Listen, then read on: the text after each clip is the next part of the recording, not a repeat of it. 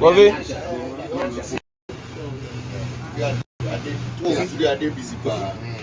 No, the photo, me that video, me I got that. Yeah, African Magic Table. Oh, today they are giving fun. I know they are the new Bokors in town. Right? Well, watch here. Watch here. New Bokors in town. This is here before. We'll see her after. Everything down. From head to down.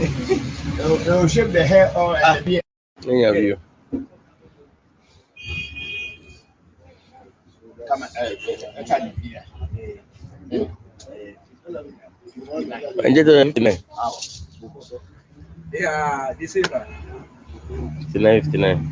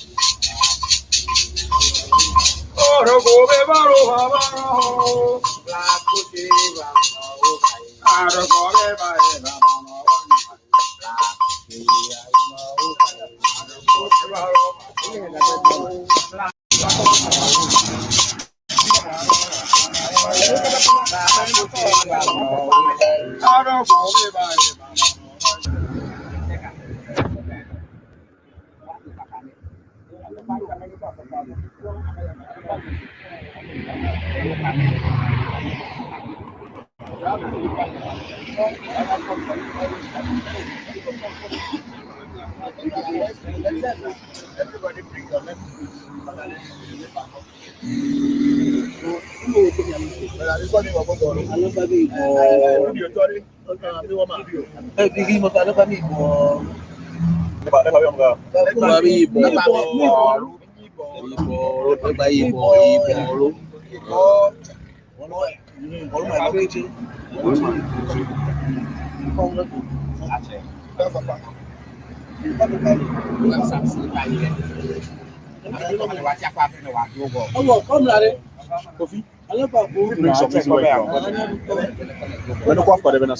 So easy way no.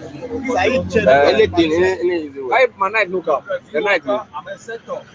I'm a Tony. Ready man. Side.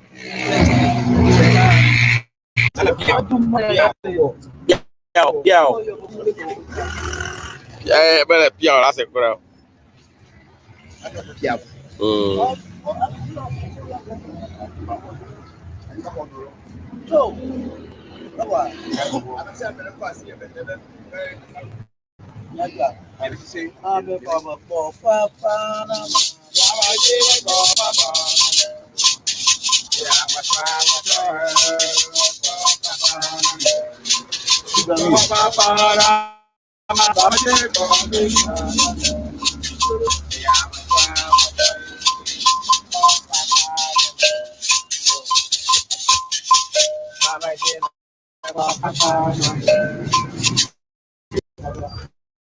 Yeah, college na afa.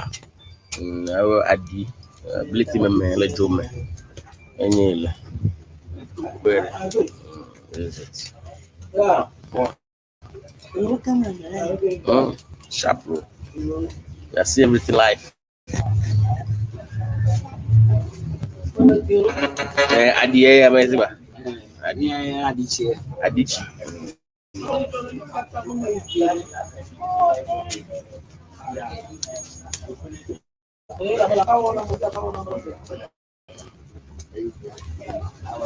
Afa.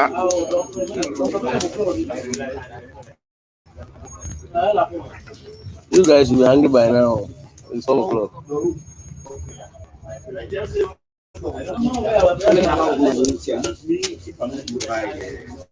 You come on. Anyway. Okay. Na lena. Evo. Ọ̀pọ̀ la sí wa. Ẹ̀gbọ́n bẹ́ẹ̀ Kókóró la sí wa. Àwọn ẹ̀ la sí wa. Ní àbùkù àdàn mi dùn náà ń zìwí àdánwó. Yo. Láti àpọ̀jù yẹn. Mi nyẹ náà mi zìwí àdánwó. Mi nù náà ti zìwí àdánwó. Láti àwẹ̀. Yo, kàmá lè.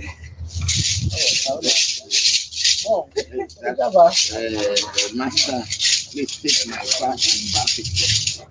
And they are asking, do you have chicken? Say yes. Can you look at that? For us, You know, Lumia go back over. A few years ago, Bokone to the middle that Boko, I hear assume.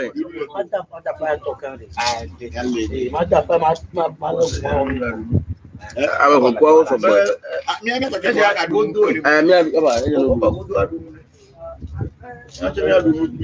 Hello, yeah. Yeah, so. Gatore. I'm looking for Macavana Mango. Hello, yeah. Apaje toma. Bame logwe ma.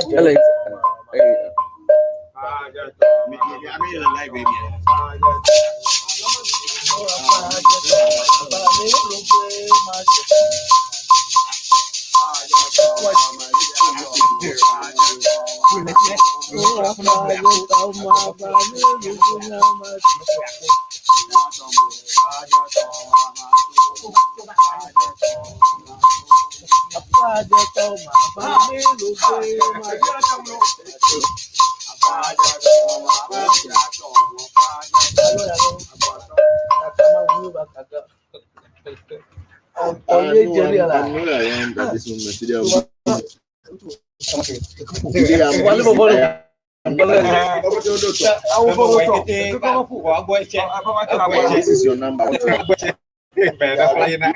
Oh, déjà là. On come to do to.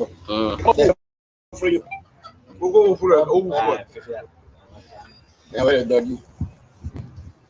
Dai mo jago mo. Ela toda do Bokor no set. Okay, Vodu. Ao. Apa aja dong,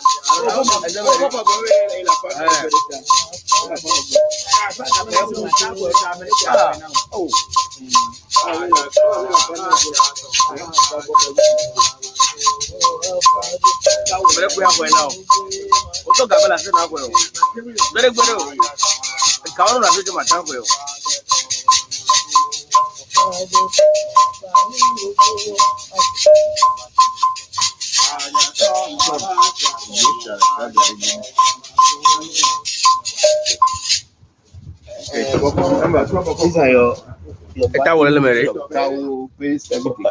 Ajangan no boleh. Okay, ada kaya. Oh, look white one, nami bu. Look white, nami bu. Bring the white, the one inside. White one. Go check it, bro. Okay, take this one.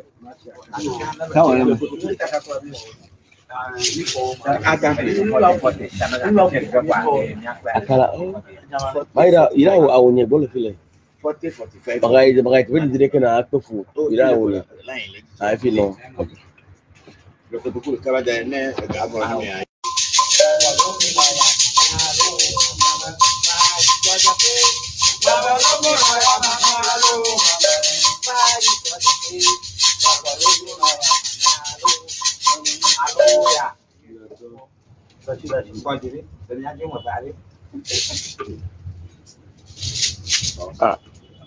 Kami ko amito ang kapwa.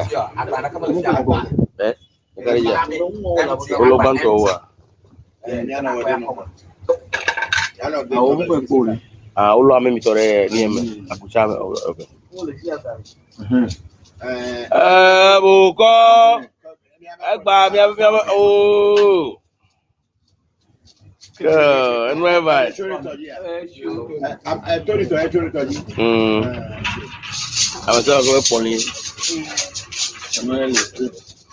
Annually. Good.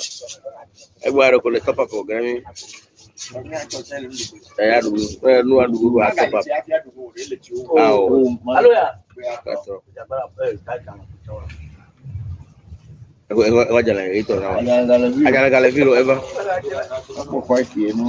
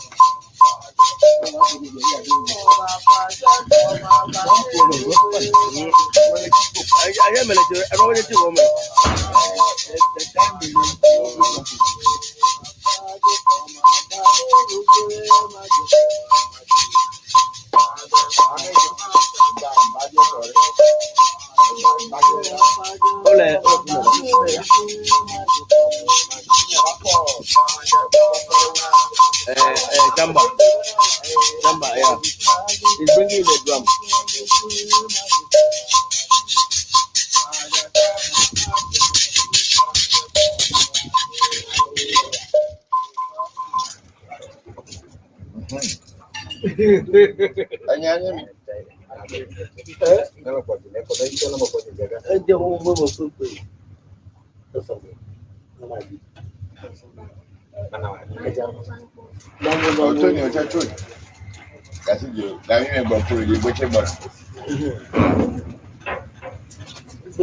Okay.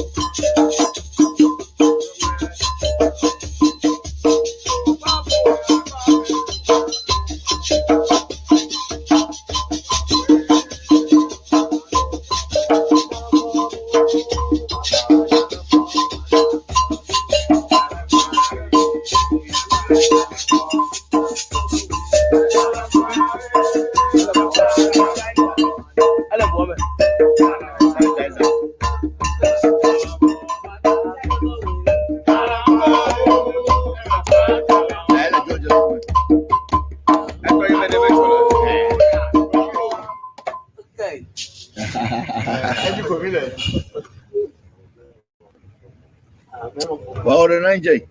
Come here. La veo Oh, it's serious. Ah, tu non le fie. Saburi na lodo. Ko mi ya.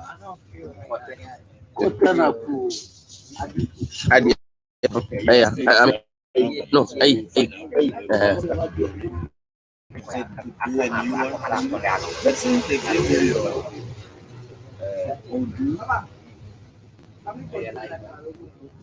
Oh, I have a life time, but a life of continue life.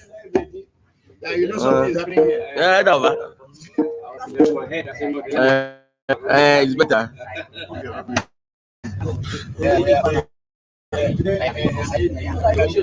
Yes, initiated into Bokor. Ordinary person. Yes. Since yesterday, So after today, he's now become a full Bokor.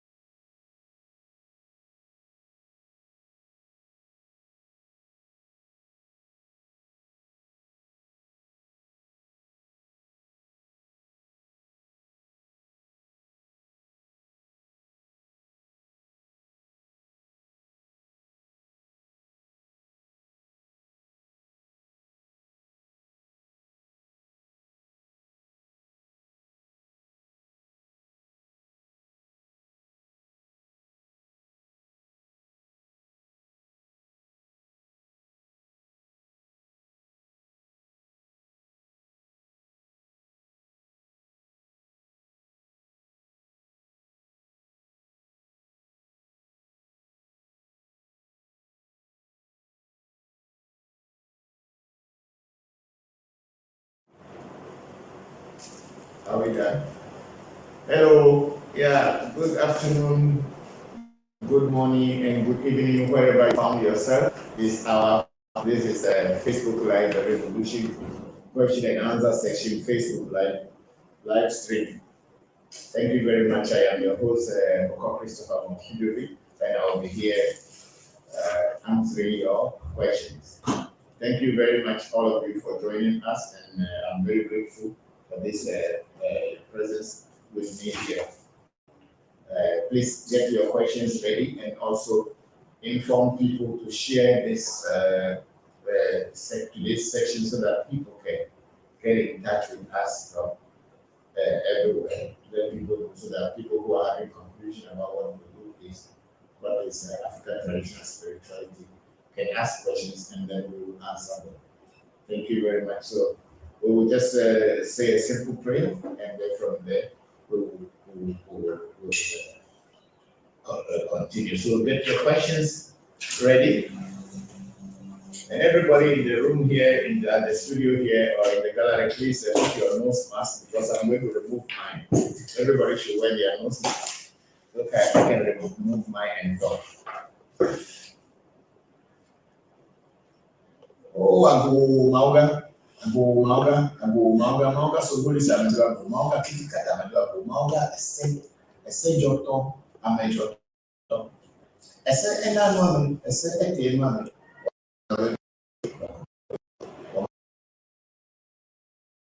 If you be on a review, a second political, a second, a second,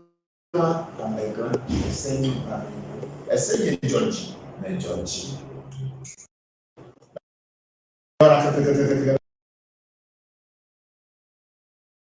Abraços,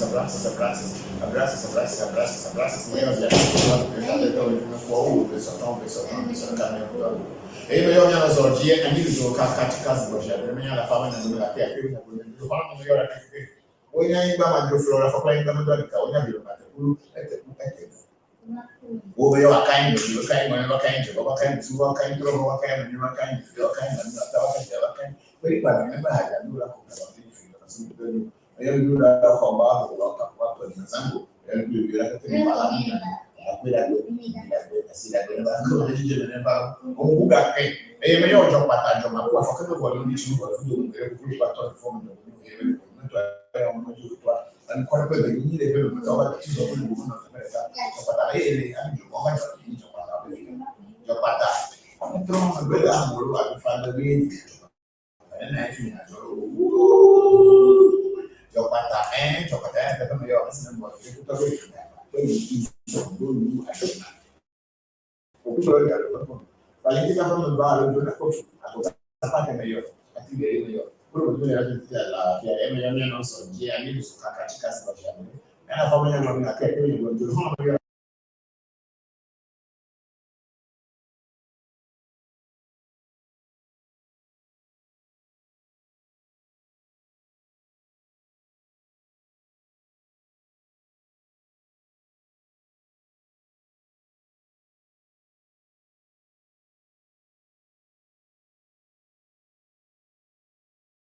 Kubiame sadore ke kuno akutume ne fana ni buru ya na buru ne fana oyo kwenye Celestine ya wapi ya Katrina kuja kwenye sense kwa kwenye ya wapenda kete ba kula ke ya asira ke na tape ya wengi poto me wengi sana poto me wengi poto akutume ne fana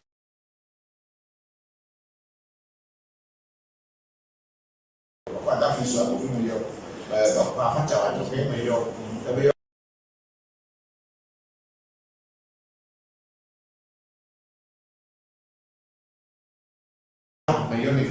yo Rabbi Abraham Jiven aja Jami na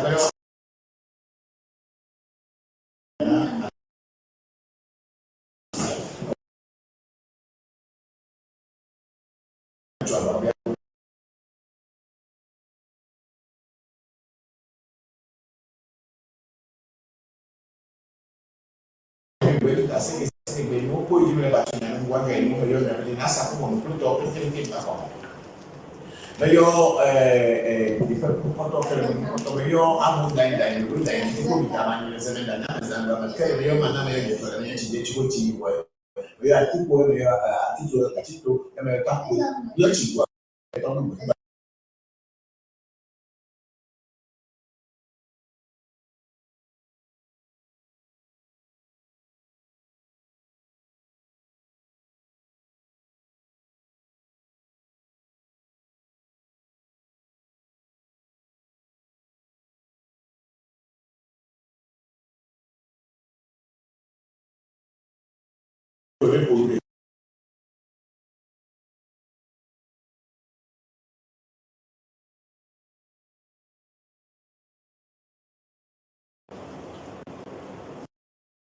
Yeah, we are now set. Let's start from Facebook. We have top fan Ifadara, grand blessings and Papa and family blessings beyond measure.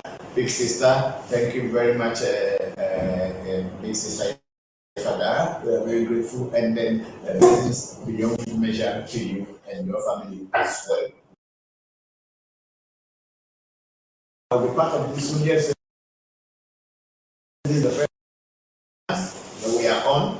And then we have a big sister Ifadara again saying congratulations, Bokor Shamba Musa Muhammad. May your ancestors forever embrace you. That is Bokor Shamba. Thank you very much, big sister Ifadara.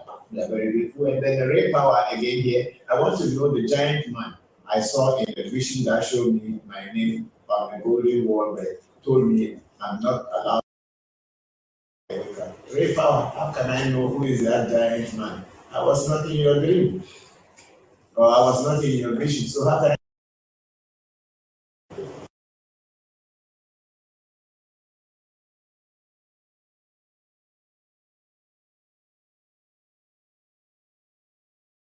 okay, I had this dream, and this is what I had. So can you?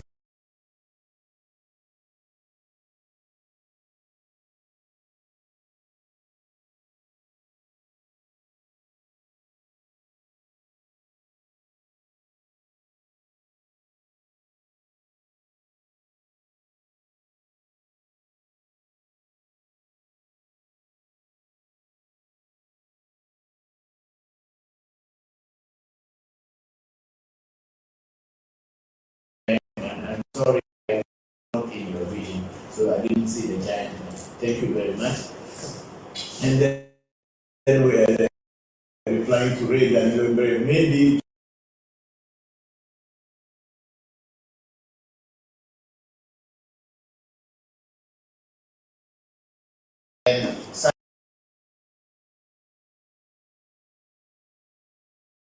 Divinatories or principalities, call it whatever you call it. We will call them Vodu or Bokor.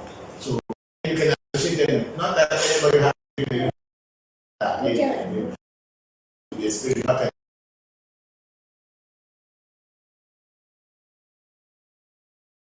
Let's go. Then we have Aluna Afro Fire. What's going on here? We don't know. We are talking about spirituality. That's what is going on here. Please go ahead. We have India Sam Kofam. Bokor, my greetings.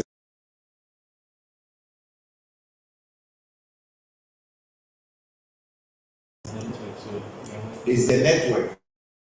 Okay, so we are. It is the network, and we will try to do our best to keep try to correct it. So thank you very much for those of you who have just your greetings. And then here we have Dodo. We have Mike Michel here. Peace and blessings. I'm watching and listening and we're learning and we'll bring forward questions of concern. If I need understanding, peace and blessing to all our share. Hello, Mike. Thank you very much for joining us. And I'll be really here. I'll be really here waiting for your questions and your misunderstandings and understanding. And then you can ask me some questions. And I pray and hope that all will be well with you and all of us. Thank you very much. Then we have Mario Young from India. Good evening, and the AMT family. Greetings from India. Thank you very much, Mario, and thank you for joining us this hour. I'm very grateful to all of you for joining us, and may the ancestors and may the gods of our ancestors continue to bless you and guide you all. Thank you very much. We had so many few things last week in the house. We had one was the eye-opening, eye-opening for Shamba Musa Mohammed, and then also his essay was established and he fed.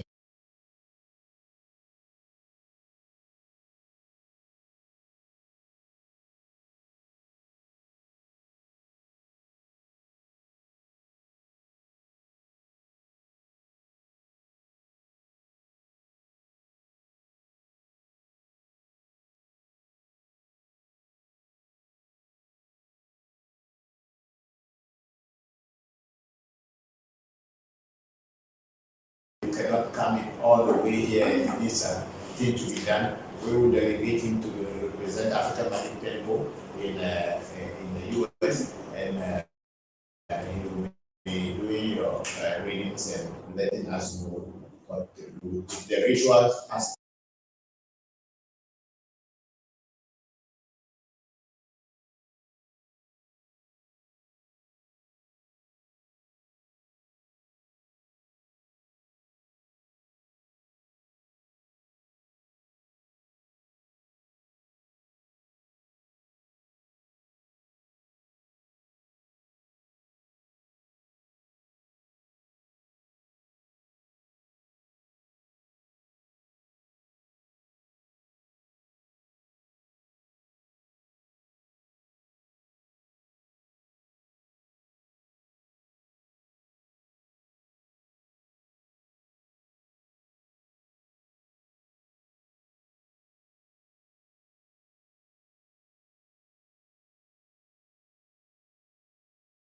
thank you very much and greetings to you and the family. I'm very grateful that you joined us. Then we have Kaleji and Kato, Bokor. Greetings. Thank you very much, Kaleji. Akwe, greetings to you too. And I think that's what we have now. Okay, we have SB here saying good morning, and then good morning to you, SB. And then we have Maria.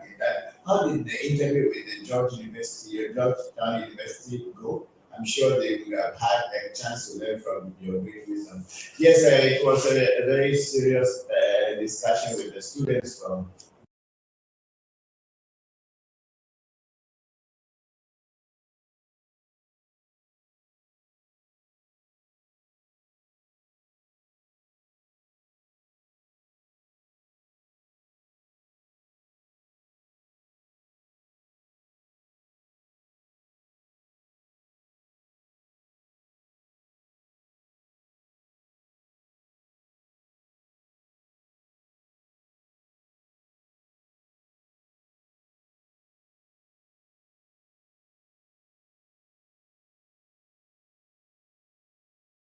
as I didn't speak very much, most of the talking was done by Antonio and Senna, my son. So they are the ones that spoke most of the time. But I also just put some chip in a little bit. That's it. So thank you very much, Mike.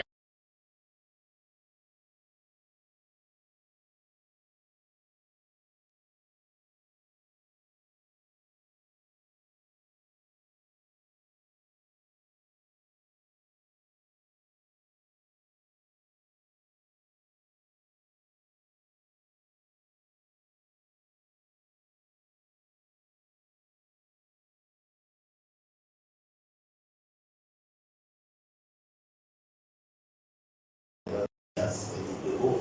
So we must work on that.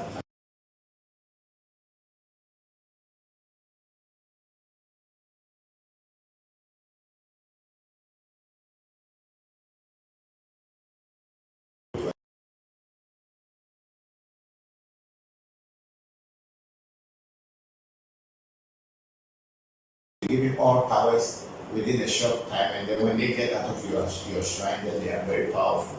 It is not that.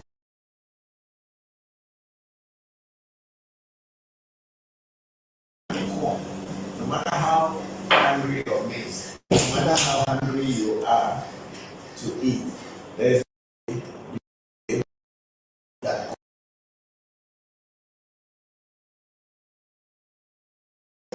ripe enough to pluck it and eat. So people who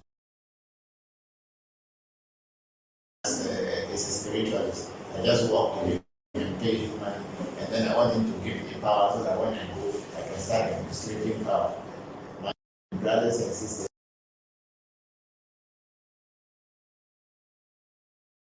will take time to teach you so that you can assimilate, absorb everything that he is teaching you. It is only those sham and scammer people will tell you that they bring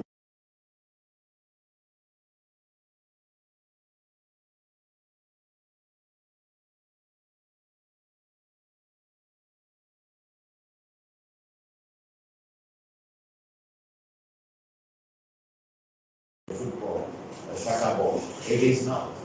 So people who promise you a quick deliverance of spiritual power to you are not real.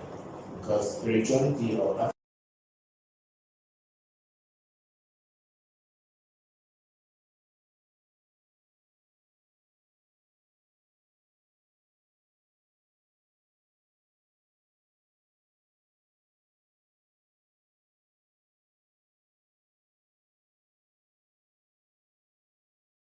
for people who are expecting things to happen quickly, like as if in magic,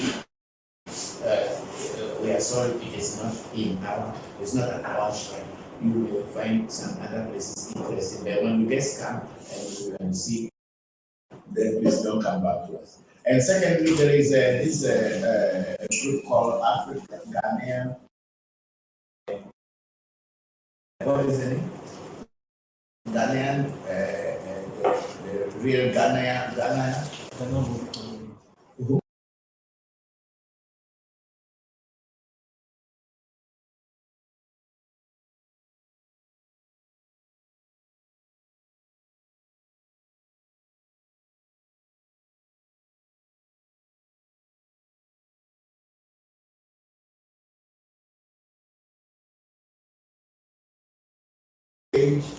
And he did not give us any credit.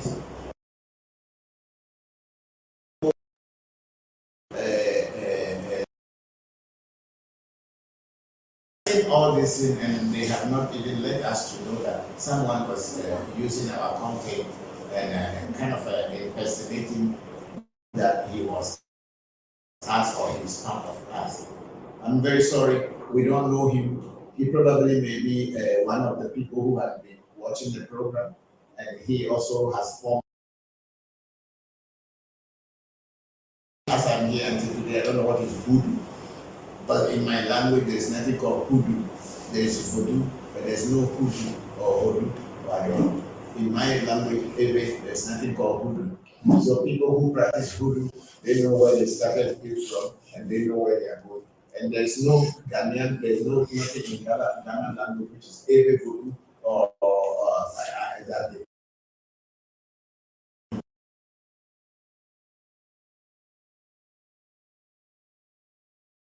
Are doing this thing, using our content, using us to show people as if they were part of us or we are part of them in order to scam other people. So please be very watchful. And those of you who are joining his page, please make sure when you are there, don't bring those things to us here and don't take anything from us and send it there.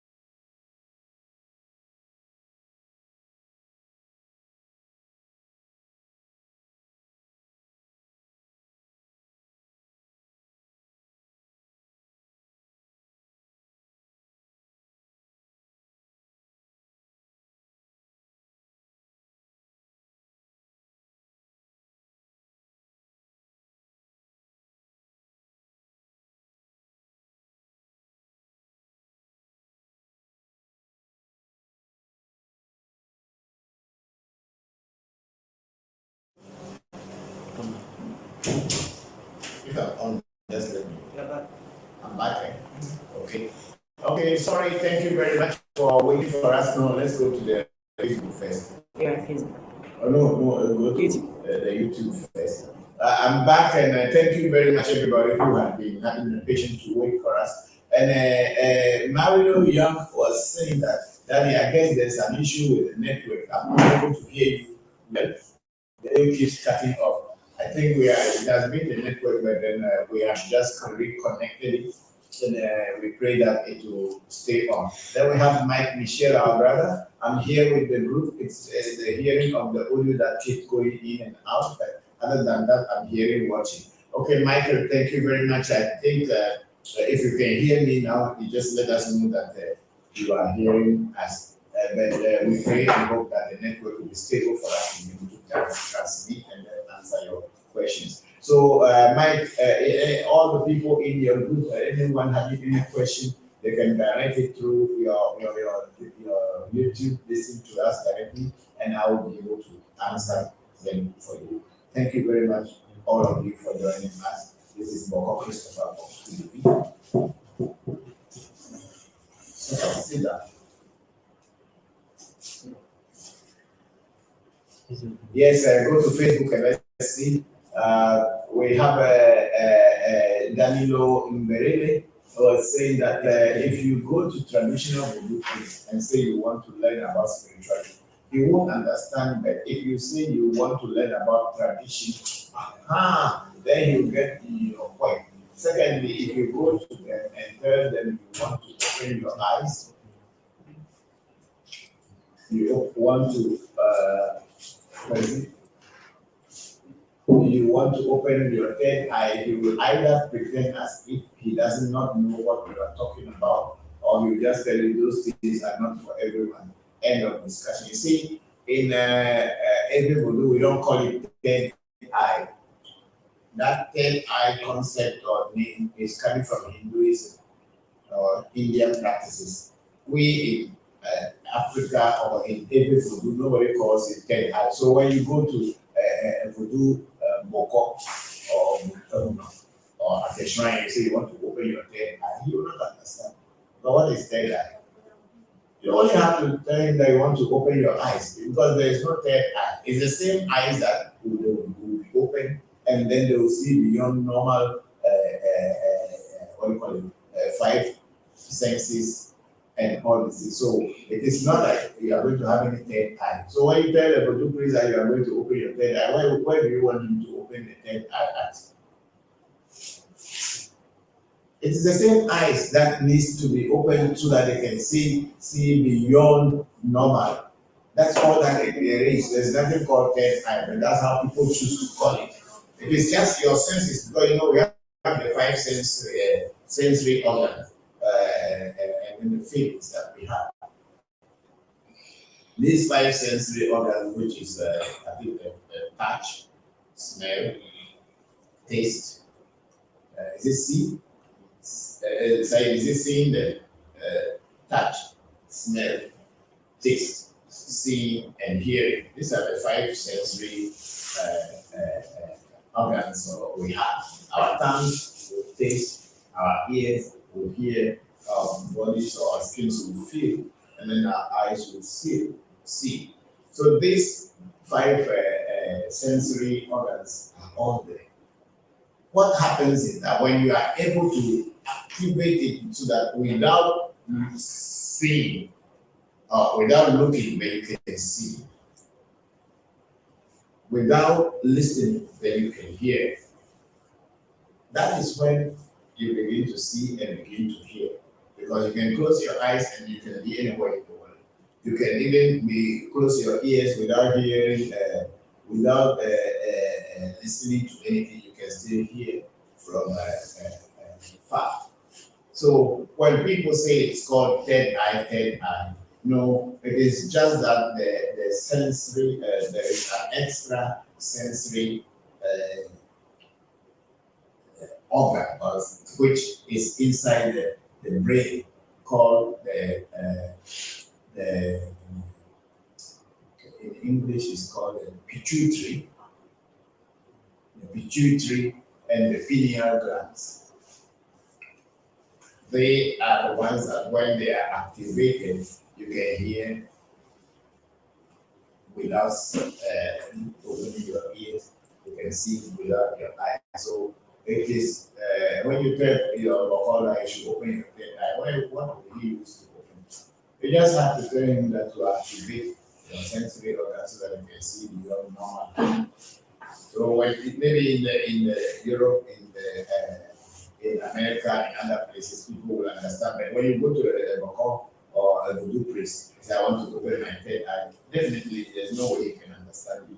But if you tell him that you want to see, then he knows what to do for you. So Danilo, that's what it is. The sense is it is the same eyes that see. Whether you are, there's no eye going to be open again. This same eye, they just have to activate them, and then you can see and you can hear. That's why I was saying earlier that Shamba Musa's sensory organs were activated in this with head so that he could see. It will take some time before he can really adjust to know whether he's seeing or he's not seeing that. We have started the process already. Yes, then we have Mario again saying the audio is good now. Thank you very much, Mario. I'm very grateful that we have Mike Michelle here. Yes, I can hear you now. Thank you, Michael. Thank you very much for joining us. And then Ohima Abena, yes, good day, Papa. Hello, Ohima. How are you? Thank you very much for joining us. It's been a while. I have not heard from you for a long time. Thank you very much for joining us today.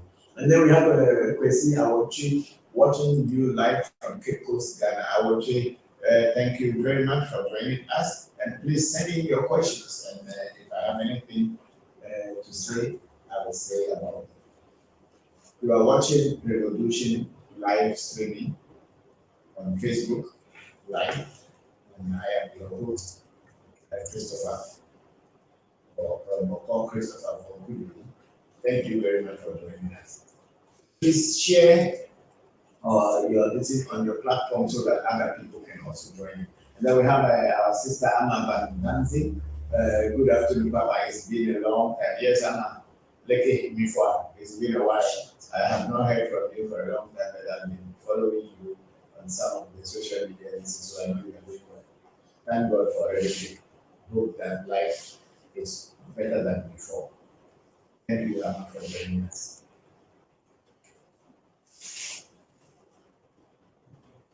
We have the Ebenezer board, so greetings, Papa. So if one has their third eye open, it's always on, it's turning off on when you do it. It's not always on the Ebenezer. What happens is that when your eyes are open, that's why you need to go to the proper system where they will guide you so you will know what to do. It's an initiation. Honestly, it is an initiation. It is not just something that happens. It's a kind of an initiation. And the person who is opening the sensory or the extra sensory organ to be able to see beyond normal seeing will give you guidelines and tell you what kind of things that will come and what you should do. So this is what it is. So it is not like your eyes are open always down, but they can also be open always down if you are a spiritualist. Why not? Because you have to see everything. Because it is like an automatic alert in your head. So when you get to a place and you need to know, automatically it switches itself on and you see. And when there's nothing to see, it is closed. So that's how it is. If you go to the proper teacher, they will explain it to you and they will initiate you into it. But then it's not like just anyone who walks into our door and our gates that I want my eye to open will help you to see. No, we don't know. We want to know who you are. We want to know what you want to use it for. There are some people who are like a Jew. Some people who are only waiting to see that their eyes will be open so that when they are walking around, they can see everybody's panties. That's not what they are doing. We want people to see beyond normal seeing and use it for the benefit of humanity. Yes, okay. Then Mario say the audio is good now. Mike Michelle said yes, okay, you Africa, please share. Okay, we are on. Please, we will have up to 4 p.m. So now we are 2:30. So please, everybody, send in your questions quickly so that I can be answering them before the time gets us.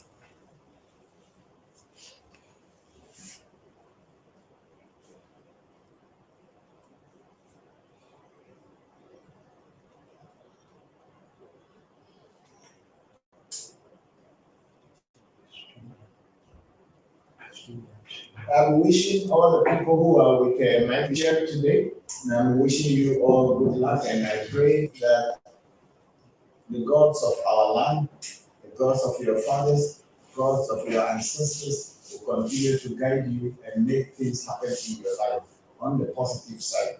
For sure, there is nothing that doesn't have access, and there is nothing that doesn't end. My hope and prayer is that by associating or getting to know us, our little teachings and lessons will make your life a little bit easier and also probably open new doors for you and give you freedom. Thank you very much for joining us.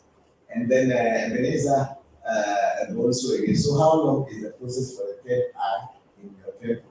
I cannot tell. It could be long, it could be short. It depends on individual. Ebenezer, it depends. It's not something that I'm selling in the supermarket like a bread or a pen that you just go in and buy and take out and then you have it. No, it's a spiritual secret. So it depends on the individual. And then Amal Dancing is saying, can you tell us a little more about Ewe cosmology? What are the identities of God? Is Mausobolis male or female or transcending gender? Okay. That's a very good question. No, the Ewe cosmology, we have 3 main gods as one God. Am I okay? We have 3 main gods in Ewe cosmology. We have Mauga, Sobo, Lisa. And what is Lisa? Or what is Sobo, Lisa? The end word is in this particular Mauga, Sobo, Lisa. Mau means that which is above. Or M-I-A, Mau. So there are so many Maus. But then the Mauga becomes the big Mau. Ga in Ewe means big. So when we say Mauga Sobolisa, we are talking about, you can call him a supreme being, Mauga Sobolisa. And then Lisa is like the chameleon. The word for chameleon in Ewe is also Licha or Lisa. Some people say Licha, whichever you call it is like that. Mauga Sobolisa. Mauga Sobolisa is the one that is always changing things. You see it green before you know it becomes red, it becomes yellow, it becomes dark. That means it's an ever-changing world. And that's where that Mauga Sobolisa represents. And then we have Mauga Kitikata, the one that is destroying and creating. The one that is destroying the creation. The Mauga Kitikata, even the name tells us Kitikata, something that is not really, I'm not saying not fair, that which is just breaking. One is creating within the Sobolisa, one is changing things and creating everything. And then that is Sobolisa, and then we have Kitikata, that is what is also maintaining and destroying at the same time. It can be likened to the god Vishnu, as in Hindu philosophy, the god Mahesh or Vishnu Maheshwara means the one that destroys. And then Mauga Sobolisa can be likened to Brahman, the creator. Then we have the third one in Ewe culture, which is what do you call it?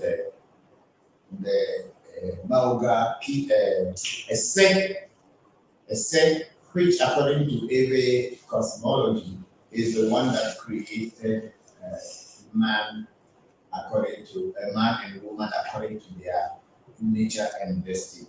That's why destiny changing and destiny establishing is important in every cosmology. So you have now God Sobolisa who is creating and changing things. And then you have Mauga Kitikada who is maintaining and destroying. And then you have Mauga Esen which created human beings according to their individual destiny. People are born with good destiny. Some people are born with the bad destiny. What I mean to say is that some people, when their life is, they came into this life, things become easier for them and they live their life. There are certain people also, when they came into this life, from the very beginning, there is problem. Husband, father, and mother is divorced, children are thrown inside garbage, especially when I was in India, we used to pick children, especially girls from the garbage place. Because some people didn't want to have girls because in India, if you have girls, it's very expensive because they will have to pay the dowry to the man. So fathers and mothers don't want girls, so they throw them away. So Mauga, as I say, Mauga, I say everybody comes with their destiny. Why should somebody be born and so much pampered? And another person be born and thrown into the garbage. And that is what the essay is. Everybody has their destiny. So when you come into this world and people who are your parents or people who are close to you, either your grandparents or people whose bloodline you are following up in, understands that there is the Mauga essay, which sometimes send people negatively, or not send people negatively, send people, but the negative aspect of their destiny is stronger than the positive aspect. They do things so that they can align or realign the negative destiny with the positive one, so that you as a being can have some peace and then you progress from there. In the about Mauga, so what is a Mauga Kitikada? I cannot say what gender they are because in every cosmology, God can be female and God can be a male. It does not matter. It can be both male and female. It doesn't really matter. But in the case of Mauga, I say, I was saying before that it's a male because when my essay was established to me, my father told me that, oh, you were born a very great and handsome man from destiny. So I assumed that destiny was male. But later, as I started learning more from other people, I realized that they call it Miano Ese, means Ese is a mother, is a female goddess that will give birth to boys and girls. So the boys can be very handsome and the girls can be very beautiful. So it could be also the other way of it and not beautiful. But then she gave birth to all. So then if you are handsome, then you say your essay is handsome. But for a second, before you come into this world, you are already a handsome person. And if you are beautiful, you say, oh, you are beautiful. Before you take into this world, you are beautiful. So in every cosmology, I know that Mauga essay is female. And is the one that gave birth to each one according to their destiny, or the one that sends people into the world according to their destiny. That's why when in the Western, this is so we are not seeing women in your people who are this women. We don't have problem with that gender thing in our part of the world. We don't have problem with that gender equality. We don't have that kind of problem. Where women have to play part, they play. Where men have to play a part, they play. Where they have to both have to play together, they play together to make things go on. But then it is in the Western world that people think that gender becomes very, very important in spirituality. It is not. In Ewe Vodu, gender doesn't mean anything. You can be a gay, you can be a lesbian, you can be whatever you are. If your heart is clean towards your God will work for you. Because the God that sent you into this world, which is the number I said, sent you the way you came. It is not me or anybody who will tell you that this is what you should be and this is what you shouldn't be. So I believe that Mauga Sodolisa, which we Ewe call as the first God, and then Mauga Kitikata as the second God, are all the same, whether they are male or they are female, I don't know. But I know that Mauga set is presumed to be a female. That's what it is. That's why they call it Joto. They say Joto, I'm a Joto. One that gives birth to a say and give birth to human being. So I hope of course I cannot finish all the answers. Maybe this one will make some sense and some other people can learn from it. Thank you very much. I'm not fantastic. And then we go to Danilo Imberide. If you go to learn Voodoo traditional, you need to be very, very keen. The man will never tell you to write anything down. But you have to use your brain to write things that you think are very important, especially if you are learning from a place which is not your village.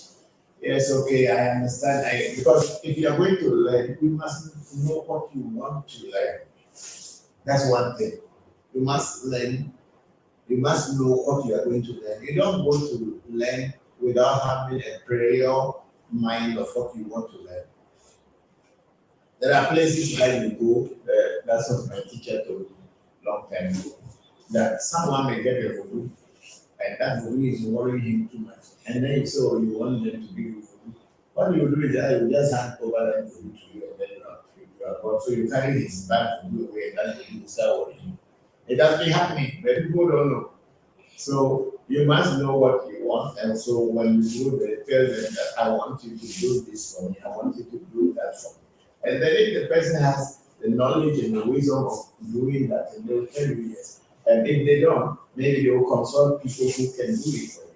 Or they will tell you simply that, oh, I'm sorry, this kind of food I don't have. If the person is an honest or human. So Danny Low, in the relay, I agree with you very much.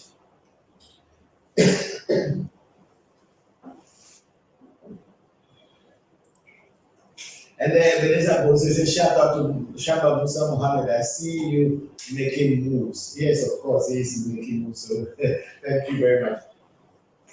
And then we have our sister Amma Van Danzig. What are the easiest way to connect with God and ancestors to give thanks daily? Amma, I think the easiest way that we in every culture or the every spirituality or in every group is the ancestors, like pouring libation daily. You pour libation, and that's it. You pour libation, whether it is water or it's alcohol, it does not matter. It is just libation. But then, of course, you can also wake up and then just say your prayers and call the names of your ancestors and tell them that you salute them for today and you wish that the day will be a good day for you and the people who are around you. When you come back home in the evening, also you thank them for taking you out and bringing you back home safely. That's the easiest way to connect with your ancestors. And then Andy G. Fisher, Papa, what steps will you give an individual who would be interested in learning all that they can about everything? The first thing that I would say is that the person should take a reading. And in that reading, whatever they speak on their money, that's what the oracle will talk about. And then if there's anything hidden that needed to be known, the oracle will speak about that as well. So what I would say is that the first and foremost is to do a spiritual consultation, which is also a reading, or which is called reading in some other words. So when a person does a spiritual consultation, maybe let's take for instance, I want to know why am I here in the world? Is this all that I am? Or is there anything more than this? So what I will do is bring that question back. Let me finish before you do. what I will do is that when I want to do the reading, I'll ask the oracle to tell me who am I, what should I do to lift or to uplift myself from where I am to a greater height. And then when the reading is done, or the spiritual consultation is done, it will appear in that consultation that, oh, this person is supposed to be this. Like I was speaking about Shamba, when we made his essay the other day, which was a Wednesday, because he's a Wednesday born, we built the essay up. But what happened is that we waited on 26th, right, to feed the essay, because on the 25th is not a good day for killing any animal or doing any ritual. So luckily there was a big rain, so we didn't really do it. And then when we asked the essay whether we should feed him the following day, the essay said, we asked many times, but the essay said, we unknowingly forgot that it's a bad day. The essay already knew, so it rejected being fed on the following day. So day after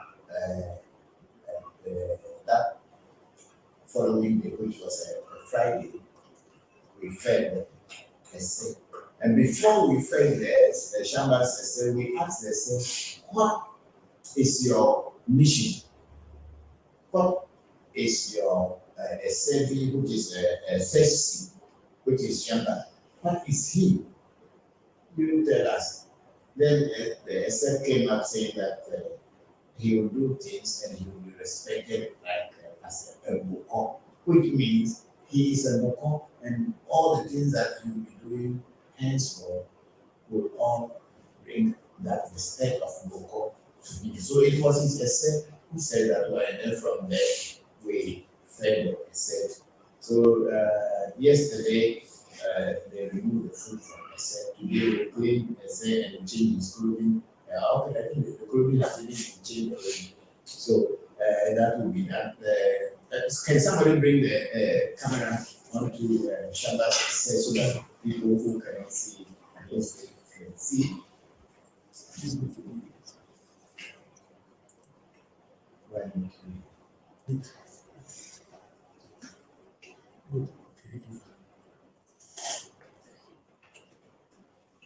So Shambha's essay is still sitting down on the mat. Okay. So I can be talking while that is there. Yes. Okay. Shambha's essay has been fed and is still sitting on the mat, and God willing, today will take him to the inner spiritual room to be resting, and we'll see how it goes. So when bring the questions to me, when that happened, so you sometimes did a reading. We did a reading to ask even the essay, what is Shambha, or who is Shambha? What should he do in this life? And he pointed out that he should be a Bokor, or he's a Bokor, which is a very good message to us, and we all celebrated it. We're very happy about that.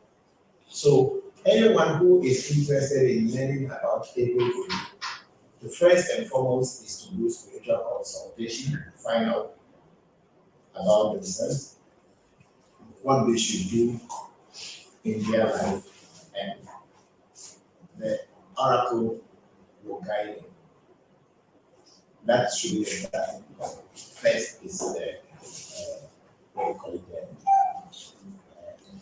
consultation, the spiritual consultation already. Then we will find answers. Then from there we take it up from there. Thank you very much, Andy. That question is a very beautiful question.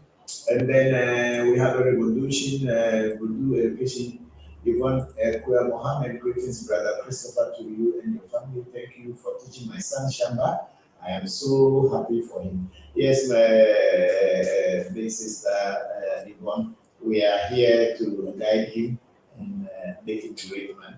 That's our job, and he is already born a priest, or is already born or someone who can help others through our tradition. So I am here to give him all the guidelines that can lead him ancestors. Thank you very much for all the support that you have given him so far. It is worth it. Thank you very much. I'm very grateful for you joining and sharing this with us. Yes, let's go ahead. I think we are okay. Then we have Amal Van Danzig. Thank you so much for always generously and clearly giving answers. Thank you so much. I appreciate it. Thank you very much, Amal. Then we have Danilo Mberile. If you go to learn Vodu traditionally, you need to be ready to learn how to use machete, go and cut leaves, dig out roots, go to market and buy things, how to identify real original materials, how to serve clients who come to your teacher, and many other things that will make you very aware of your environment and community. In fact, so many things before you ever go into third eyes and different vodus. Some vodus, your master will tell you that he won't be until you are married. Yes, Danilo, you are very, very true.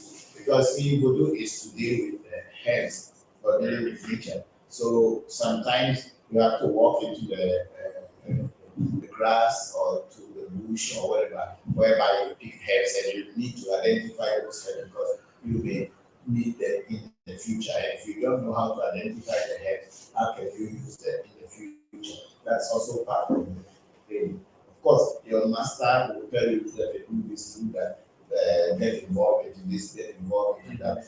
All this to build you up so that when you become a teacher one day, you will be able to also be able to know what to do for other people. So that is what it is. So yes, there are some things I was even telling my children, was it yesterday, that there are certain books they will not give you because you are not married. If you don't have a child, even not only marriage, if you don't have a child, you won't be giving that book. Because if they give it to you, then you will never be married to a child anymore. So there are certain books that you need to attain certain age before they will give it to you. Why? Because the masters and the teachers know that you need to have control over your own self. You must know what is good and what is bad, and you must not always act on emotions. Because when you act on emotions, sometimes you will misuse the power of nature. And at the end of it, it will come back to haunt you. So there are certain values they don't give you until you get to certain age. That's true. Yeah, so let's go on and see if there's any more questions on the Facebook. And then Amma Van Dancing say thank you for this answer. Thank you very much, Amma. I'm very grateful. Then we have Sakibu Legion. Greetings, Papa. Blessings to you and the entire family. We are blessed to have you today again. Yes, Sakibu. It is very, very, very true. We are blessed that we are here again today and talking to you. Every day that opens, every day that the new the sun rises, we have to thank our gods and our ancestors for making it possible for us to see another day. Because it is very true, not many people wake up this morning. Some may be on their way to the mortuary or to the morgue.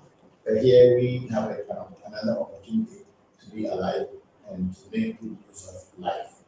So that's very true. Now, what are the ways of getting rid of the joke that you feel you don't need any longer, especially where the person who gave such joker is no more, where you already have the seed within you? Okay, Saki, what happens is that when you have a joker and you don't need them anymore, or maybe it's not working for you the way you wanted it to work for you, and the person who had introduced you to that joker is no more. It's a very serious lesson. What you should do first is get a Bokor or someone who has a very strong seeing ability, who can see beyond normal seeing. Let the person contact the joker and ask the joker, what should be done for that joker to be able to be dismissed? Yeah. For the joker to be dismissed. Because you see joker or juju or voodoo or ordinary colleague. We invited them by putting certain things together so that they can come in and work with us. Now, you can dismantle all these things, but that doesn't mean that the spirit is gone. So what you do is that you must use consultation, spiritual consultation, readings to find out about the or the Juka. And then whatever the Juka says you should do for it to leave or go away from you. Once you follow through the spiritual readings, they will direct you and give you a direction what you should do so that demon is not dismissed back into the spiritual phase or back to the psychic world. So that is the best way that I can say. So you consult the very joker through someone who knows how to do reading, either through Abba divination or mirror or whatever means they are using.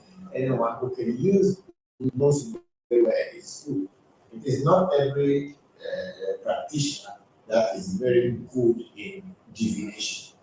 But find someone who is very good in divination so that they can advise you and get to the view and tell them, ask them what. Some of these jokers, before you can dismiss them, they will ask you that, okay, all the food that I usually eat when the food that I ate before I came down to work with you, get each food and then give. So if it is chicken, goat, ram, all this, you have to get them all, give to the spirit. And after you are done with that, then with drinks, of course, and after that is that you do another checking or divination or reading or consultation with the spirit, and then let the spirit tell you that it's okay. So you can ask, when do you want me to keep you, where do you want me to send you?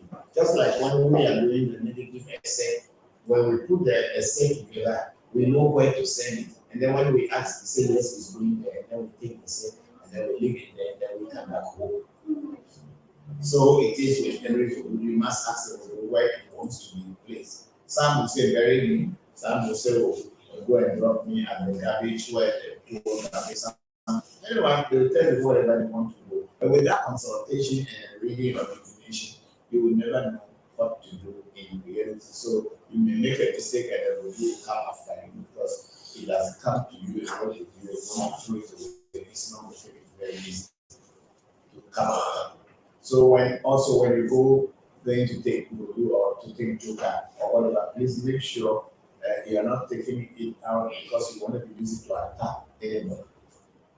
There was a girl who was part of this shrine. She came to learn, but then she had been doing some spiritual work in the past before coming here. And when she came, she was having she came to learn. She was having a lot of challenges, and people called me, and I was able to stabilize her a little bit. And then finally, we did a reading. We realized that there was a spirit that she got online, or somebody told her about the spirit online that they can use it to attack her opponent. And she followed the rules and the regulation of the online teacher, and she used it to attack someone she thought was her opponent, friend or opponent. She attacked him. But then she has forgotten that when you use the spirit, you need to say thank you to the spirit if it works for you. You must say thank you. Which she knew. She made a pledge to the spirit. After the spirit worked on that way, she did not know, or she did not go back to the spirit. And after many years, the spirit started haunting her, and it was even going to make her crazy. So when we did a reading for her, we realized that spirit, which we never heard about before, came and spoke in the reading and said that she was the one who is tormenting her. And what should we do? It's okay, we do a novena, a 9 weeks novena for her by lighting a candle light every evening at certain hour for 9 good weeks every Tuesday. So we did that for her for 9 weeks, every Tuesday for 9 weeks. And when that 9 weeks was over, the whole spirit just left her and she was free. So when you are going to take a joker or spirit, you must be very sure what you want to use it for. And then if you use it, make sure you say thank you to the spirit. Even not only necessarily that you go to take, if you consult and you use any spirit to do some work for you, you must be also willing to say thank you to the spirit. Sometimes it is just a short glass of drink with water. The spirit is okay. Sometimes it is egg that you just drop down or break an egg, and that's fine. Of course, some you have to kill certain animals or you have to sacrifice certain animals, depending on what they did for you or they do for you. So when you see you are connecting with spirit, you should always be ready to be thankful or gracious or to them for whatever they've done for you. But if you do, a time will come, that spirit will bother you. Thank you very much for Sekiru's question. And then I hope I have answered it well. If it is not clear, you can still send me a follow-up questions back and answer it very clearly. Yes, let's go ahead. Then we have Danilo in Berry. It's very true what Papa is saying. Before you go to the Bokor, you need to know what exactly you want to learn. Thanks, Papa. Thank you very much. You are very grateful. Yes, we are back on the Facebook. That's Mario Young from India saying that in the Hindu practice, I was told that some of the Hindu priests use lemon camphor and so on when they perform rituals or trying to find out what is wrong with the client. Is lemon used in voodoo? No, not very much. Lemon is not used in voodoo very much because one thing is that some of the voodoos they don't like lemon, especially when you come to Afa. It's one of the things to Ewe Afa, lemon, it does not like lemon at all. I don't know why, but I was told that it doesn't like lemon, it doesn't like some few other things. So if in the Hindu practice, lemon and camphor are used for ritual to find out what is wrong with the client, is lemon, I don't know. I don't know in this Hindu practice. Everything is possible. So, because spirituality is not limited to only one group of people, it's like universal and can be practiced in everywhere. Marina, is it prohibited? Tell people outside to release the books because I think some have to some. Yes, let's go ahead. We have Torafe Williams here. Good morning from Torafe. Thank you very much, Torafe Williams. We are very grateful. How is life treating you? It's been a long time. Yes, I know you came on the program last time. Please ask questions. If you have anything, ask questions. Just like how Angie and people are kindly and everybody's asking. So ask questions. Haven't seen Ken Fisher yet, but I hope she will join us soon if she's not busy.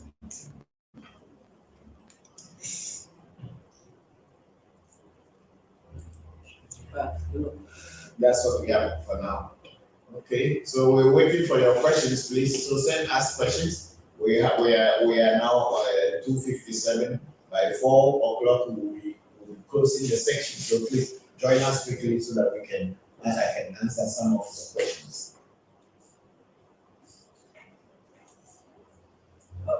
Why would a person want to get rid of it? Why?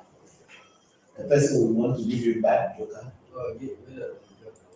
No, there are certain joker like Shamba. Okay, bring the camera to Shamba so he asks the question so everybody else can also understand what question he is asking. Because someone there may be thinking of the same thing. My question was, why would a person want to get rid of their joker? Okay. Get rid of a joker or a voodoo or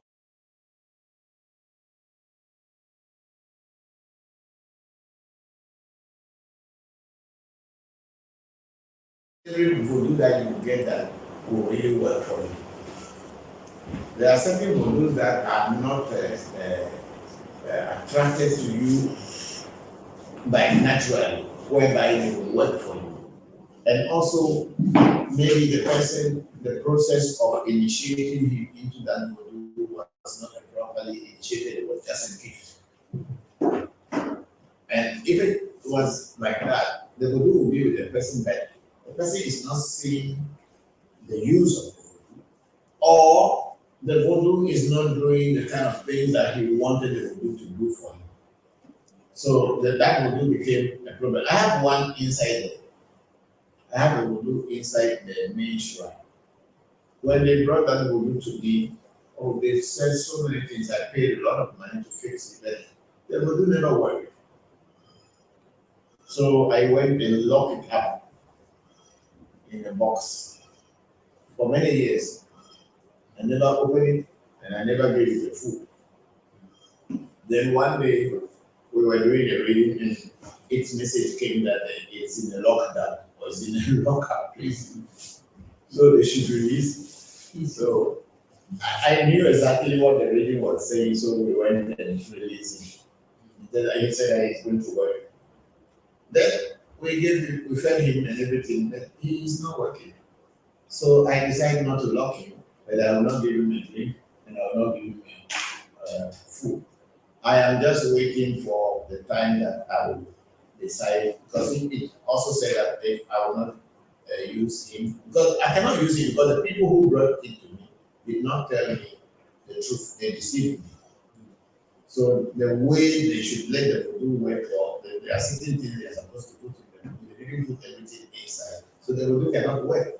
So it's not like the Vodu's fault, but it's the people who introduce it. You know, a lot of people here, they try to let you come back many times. So on the same Vodu, instead of them teaching you after you pay, they want you to work the Vodu up to some point, and then if you're not seeing answer, then you go back to this. Okay? And I'm not that kind of person. So the Vodu is, I don't feel it, I don't do it, I don't do anything. I pass in front of it, they tell me to other Vodu. So it's not my making that I don't want to feel it, because if it's not working for me, why should I feel it? Yeah, so maybe the only thing I can do one day is to bury it, because it says that I should bury it. But when to bury him is my message. I'm not going to bury him in my house whereby one day somebody will activate it and will come and be disturbing me soon. So Vodu, the reason why people don't like some Vodu is because the Vodu is not working for you. So it's like that Vodu, if I were to be a kind of a bad priest, someone will come to me and I'll say, okay, I gave this Vodu to you, and he will not find any good answer to it, and he will just be wondering that he wants to eat, he wants to drink it. No. Like yesterday, I think we were doing some food, and I said, I'm not going to give it, it is now working, I'm not going to give. I'm not going to have the Vodu that is here. Like, if it's not going to work, I'm not going to go looking for anybody to come and help to activate it. What I will do is that I'll just dismiss it and then give it back to the people, and I will not work. Simple as that. I'm not going to looking for things that I will use to feed it so that I can become strong. Normally, the Vodus that work for me, the moment they come to me, they start working. You can feel them immediately and they start working. It's not like now before you have to look for other spiritual things to add to them before you work. There's something that is not working. And according to our readings, the Vodu was saying that my spirits in the house do not welcome him. That's why he cannot work with him. But why? Because the time we were making that, we were sitting that we asked questions. He said, it's okay. So how come now you are telling me that my spirit cannot work down in that way? Means you cannot work for me. And I'm not going to have to waste my time keeping you and feeding you. No, I don't do that. And the Vodus understand that I am that kind of strict spiritualist. I'm not afraid of Vodu. I'm in the physical world doing the God's work. They are in the spiritual world, also doing the work of God, and we are partners. What I can do here, they cannot do. What they can do there, I cannot do. That's why we are partners. So if they are not going to work with me faithfully and straightforward, I don't think there's any need to keep them being together with me. That's the way I deal with them. I'm not afraid of them. Yes, so that was Shama's question. And let's see if there's any question in the YouTube or in the. Then Mario Young again said that can Shamba tell us his experience with Akani? Yes, of course, if you ask him, he can tell you. I can't tell you everything there. At least. Because it is not a question of saying that he tells you the experience so that you be attracted to come and get Akani. No. Mario, the point is that if you want to get the book, when you go to the person who is making the book, tell him what your problems are and maybe tell him what kind of book you want to get. And then the person will do a reading and find out whether that kind of book can go with you. But we will ask Shamba if he can tell you his own, some of his experience. I don't think he wants to share all his experiences, but he can say something. So who has the camera? Who is there? So that you can ask Shamba. And then, Shamba, I think Mario in India is asking, why you are not passing through the front, you are always passing When I pass through the front, I generally say, does that matter? Yeah, so Shamba, Mario in what do you call it, in India, in Chennai, precisely in Chennai, is asking question, what kind of experiences do you have with Akani as a spirit? This is your Akani. A kind here is my heart. So I will go everywhere I go. I take the time with me. If I'm in any difficulty, it's like before I came here, it was snowing real bad. I got stuck in the snow, and so I called on Akani and I called on Jopata, the energies that are with me, and it was nighttime. Nobody was around, and once I called them, people started coming from everywhere to help push me to get me free, and just things like that are confirmation to know that you're not alone once you have real spirit in your possession. So that's just one of my experiences, but I've had many experiences with a kind to show me that he's real and that he's with me every day. Okay, thank you very much. Thank you very much for that. And I believe that Mario, you have heard Shamba talking, which before he came here this night, he was stuck up in the snow. But then there was some his car was stuck up in the snow, and he didn't know what to do. He could not push it on by himself and look out of it.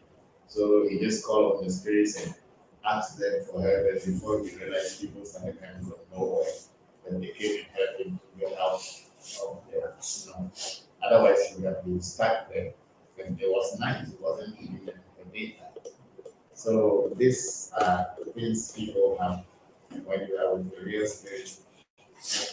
They are there. When you call upon them, there's no way they will not answer or get to you. That's what gives us the confirmation that we are not just dealing with objects, that we are dealing with real entities who are living, but invisible. Yes, let's go and see if there's any more questions there.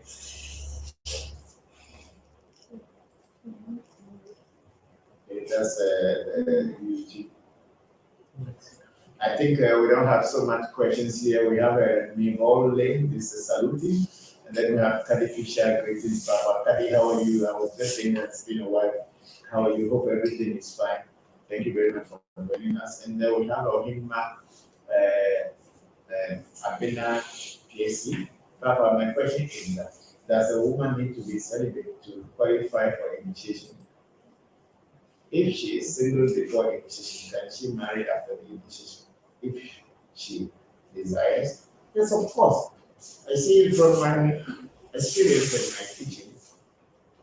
I had always said that sex is not a sin, and sex is not a crime. What do I mean by that? Sex is not a sin and sex is not a crime. It's like you feel test you go to drink water. If you are hungry, you go for food. If you feel like going to pee, you go to pee. And if you feel like going to ease yourself in the loo, you go there. So why should it be that when you feel like making love or having sex, which is also a desire within you, why should that be called a sin? It is not sin. You do what nature calls you to do. It's also a call of nature. Some people say going to toilet is call of nature. Some people say sex is not a call of nature. Sex is also a call of nature. But the only problem with sex is that because it's so sacred, that's why God did not put the pussy on the forehead of men or women and did not put the man's dick on his forehead. He put it in between our legs so that they can be hidden, even if we are naked. So if you are going to be initiated, you don't need to be a celibate. When you are initiated, if you feel like making love, spirits don't get angry with you because you want to make love, and you can get married. If you want to get married after being initiated, yes, why not? There's nothing wrong with it. The only thing is that make sure when you make love to someone or to people or a man or woman, the after effect, what happens to you when you make love to a person? Supposing you sleep with a woman or you slept with a woman, and you wake up in the morning and the death test, people who you owe money are at your door knocking that they're coming to collect their debt or the money from you. Then you know that that woman that you make or that man that you make love with, it's kind of against you spiritually because it will only bring problems. And when you make love to someone and the next morning they call you that the job that you were looking for a long time has been approved, or the contract that you have been looking for a long time has been approved, or something new has happened in your life, or someone who promised to give you money or who owes you money, so I'm sending your money to you, then you know that this particular woman that you have slept with is a good luck woman for you. So these are the two things you have to study about yourself. And once you know those things, you cut off the ones that you should not associate with sexually. And then you keep the ones that you have to associate with sexually so that you can move forward. So, Ohima, that's it. The sex is not a sin. It's only in religion that sex became sin. But the truth about everything is that the world is being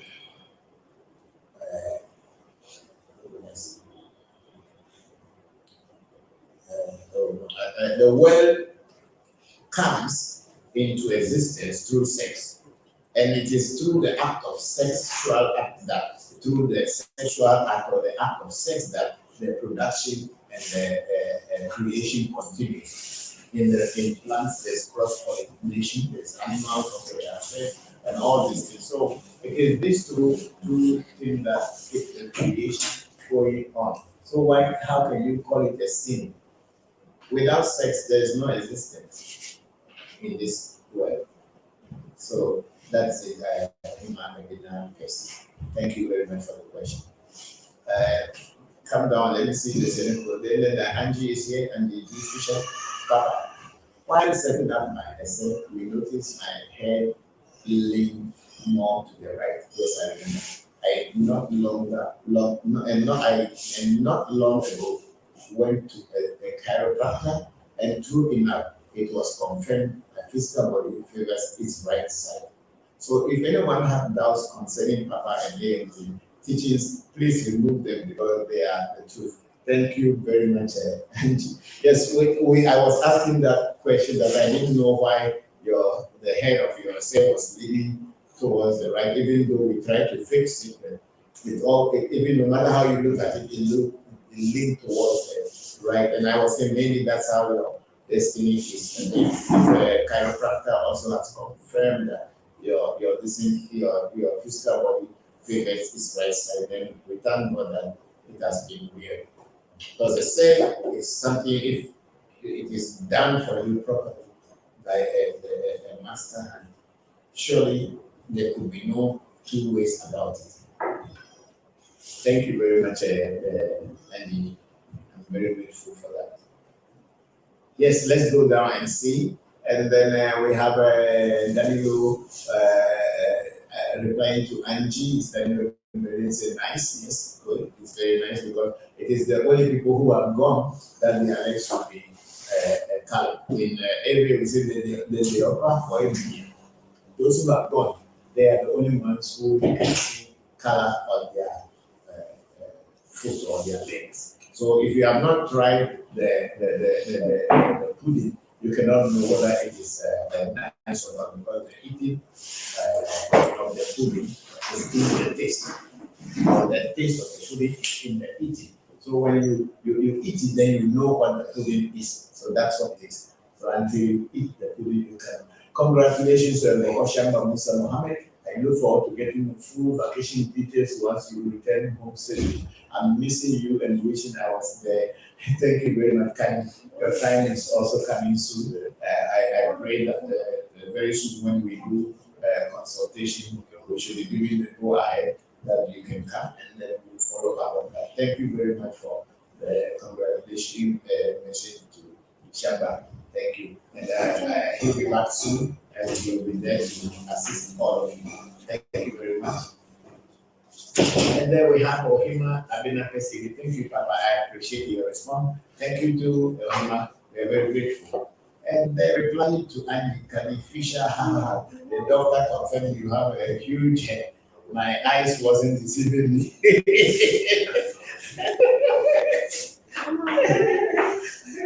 Thank you both. Thank you, Andy and Kadi. Thank you very much. Then we are again here with can't go down. I can't see it. Then Mario Young is saying thank you, Sharma, for the explanation. Much appreciated. Thank you very much, Mario.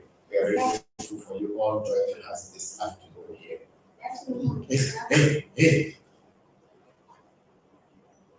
That's all we have for now. So that's why. Please send in your questions before the time catches up with us. We are very going. We are almost going against the time. We have only about 40 or 35 minutes more. So please send in your questions so that I can answer. We have a lot of work in front of us again today. Just like last week, I told you that we were going to last 2 weeks, we told you we were going to do a far initiation, which we did. And now today, all the new Bokors will again go through another ritual this evening. So we are preparing. I need to get items and everything ready before the master Bokors come to help me. So please send in your questions and try to share this one so that other people can also see and ask questions. I hope Mike Michelle and his people are also watching, and I haven't received any questions from you yet, but if you do have some questions, please send them to me so that I can also answer them for you. Thank you very much, Michael.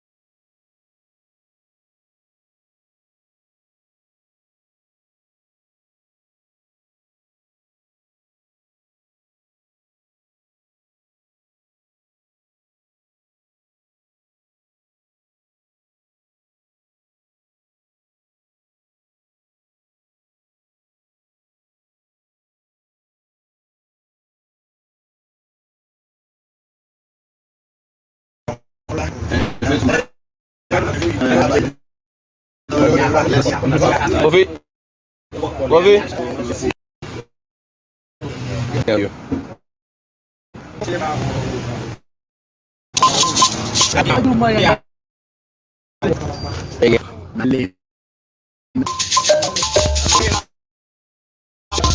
Oh, serious.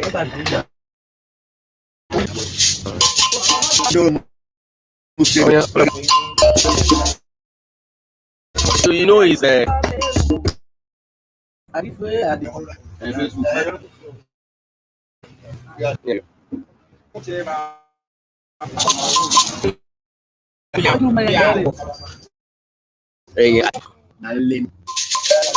serious.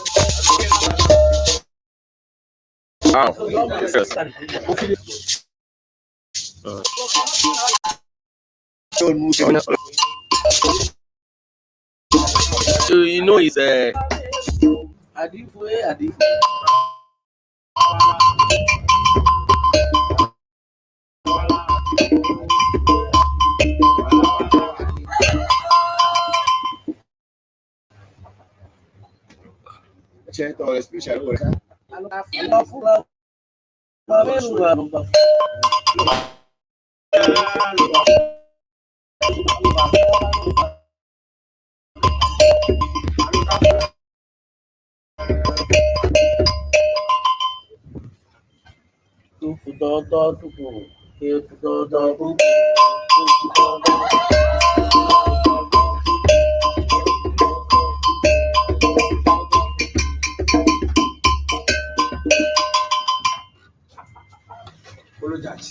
Oh wow.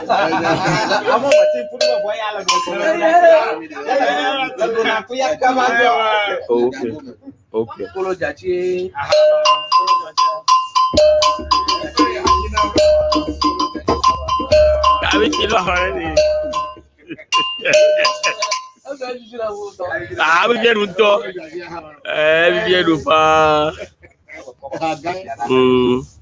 Yeah, Ben. Like the way that they do, it will do that one for you. I'm saying I'm to tell you, come let you go. When they bath you finish, then when they shave you finish, then you bath. Oh, that's enough for me.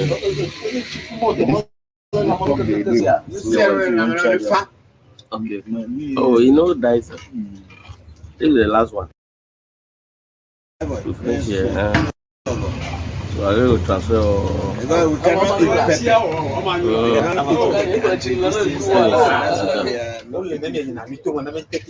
We call time and meeting. I call a comment. I call a comment. Him. Him. Hello, you over.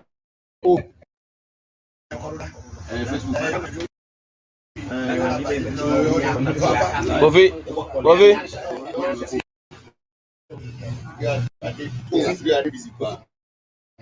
No, the photo, me, the video, that. Yeah.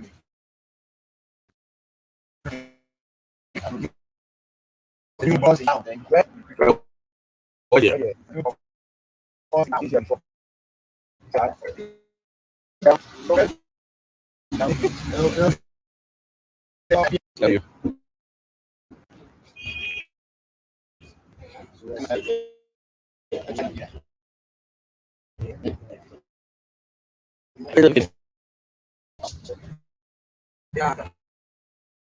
Definitely.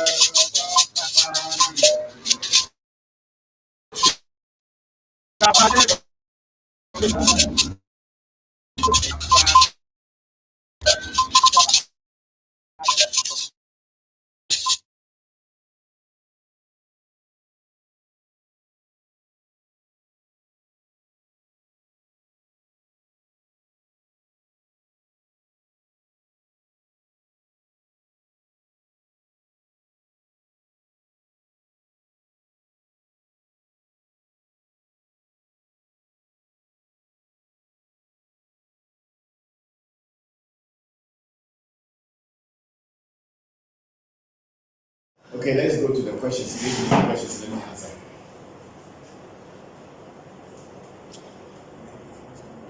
Go up. Let's see, because there's another question before that one.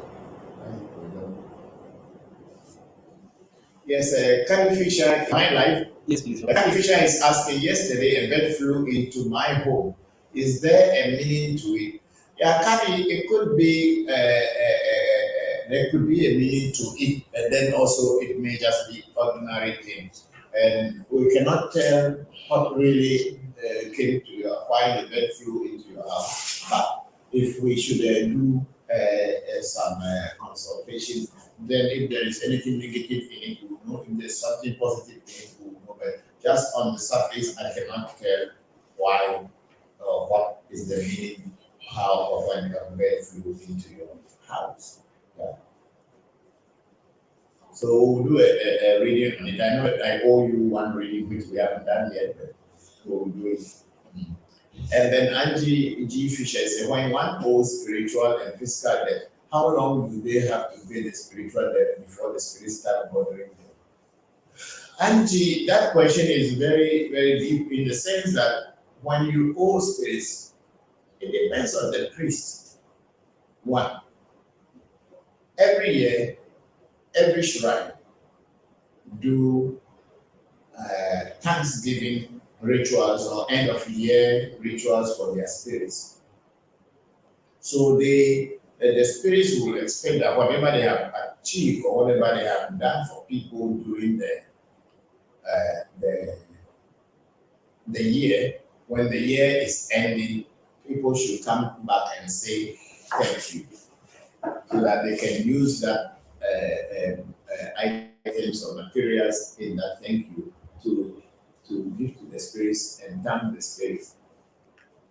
But also there are certain kind of certain times that spirits will just wait on you, the person they work for, to come and say thank you.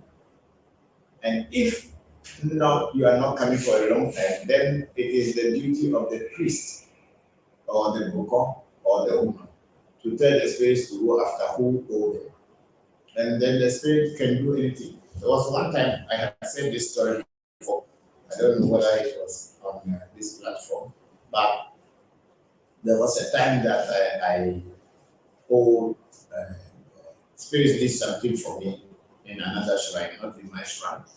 And then I owed them a chicken and drinks and money. So I went there when everything came to pass or was established for me. I went there and I gave the drink and I gave the money. But unfortunately, I couldn't get the chicken to buy. So I told them that, okay, next time I am coming, I will bring the chicken. And I didn't go for some time. And when it was getting to the end of year rituals for that shrine, they sent all the spirits out to go and look for people who owe them items. I thought that because I've given money and I have paid the drinks, the chicken is secondary. And then it was a Christmas day and I realized that I couldn't breathe. It was like an asthmatic attack, but I don't have asthma. And I couldn't breathe and my breath was kind of short and I was struggling. But then in it, I was able to call one of my friends. This is what is happening to me. And I never experienced this kind of things before, but I don't know what is happening.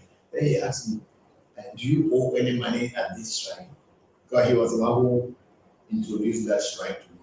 Then I said, I only owe them chicken. The man said that he has sent his spirits to go and collect things from people who owe it. So it's possible that the spirits felt that you owe them chicken. That's why they are attacking you. So I said, okay, and then I called up and told them, if they have chicken with me, that's why they are attacking me, they should hold on. The following day, I will bring the chicken. And truly, the next day I called my driver and he drove me. And we went and I gave the chicken to them and that's it. So it depends on each and every shrine. Some shrines will pray and tell their spirits to go out and attack people who owe shrine. Some will wait on the spirit themselves to look for the best time to collect this. But the best way is when you know you owe a shrine or you owe something to spirits, please make sure that you do it and you pay them on time. Yes, let's go to, I saw some listening from Mike Michel. It is on YouTube. Is there any question? Yes, thank you, Shaba. Then Mike Michel, I have sent 2 questions. When you have time, I'd like to know any information on them. But we can't see the 2 questions. Where are they? Michael, we have not seen the 2 questions. Are they on here or you sent it onto Facebook? Because we haven't seen them. I don't see them unless you are using another name there. I can't see the 2 questions here. So please let me see them. When I see them, then I can answer them. Unless, of course, you send it to my messenger, then that's a different thing altogether. Than if it is on, listen, check the messenger if there's a question coming on my messenger from Mike Michel. I don't know where he sent it because it did not appear here. And when I am doing live, I cannot look on my phone, check on my phone, but it all passes this and comes. There's a question there. So it's okay. Maybe that means it does not need to be answered on this place. That's why they didn't send it. So I will answer them when I have time. Thank you very much, Mike. Thank you very much.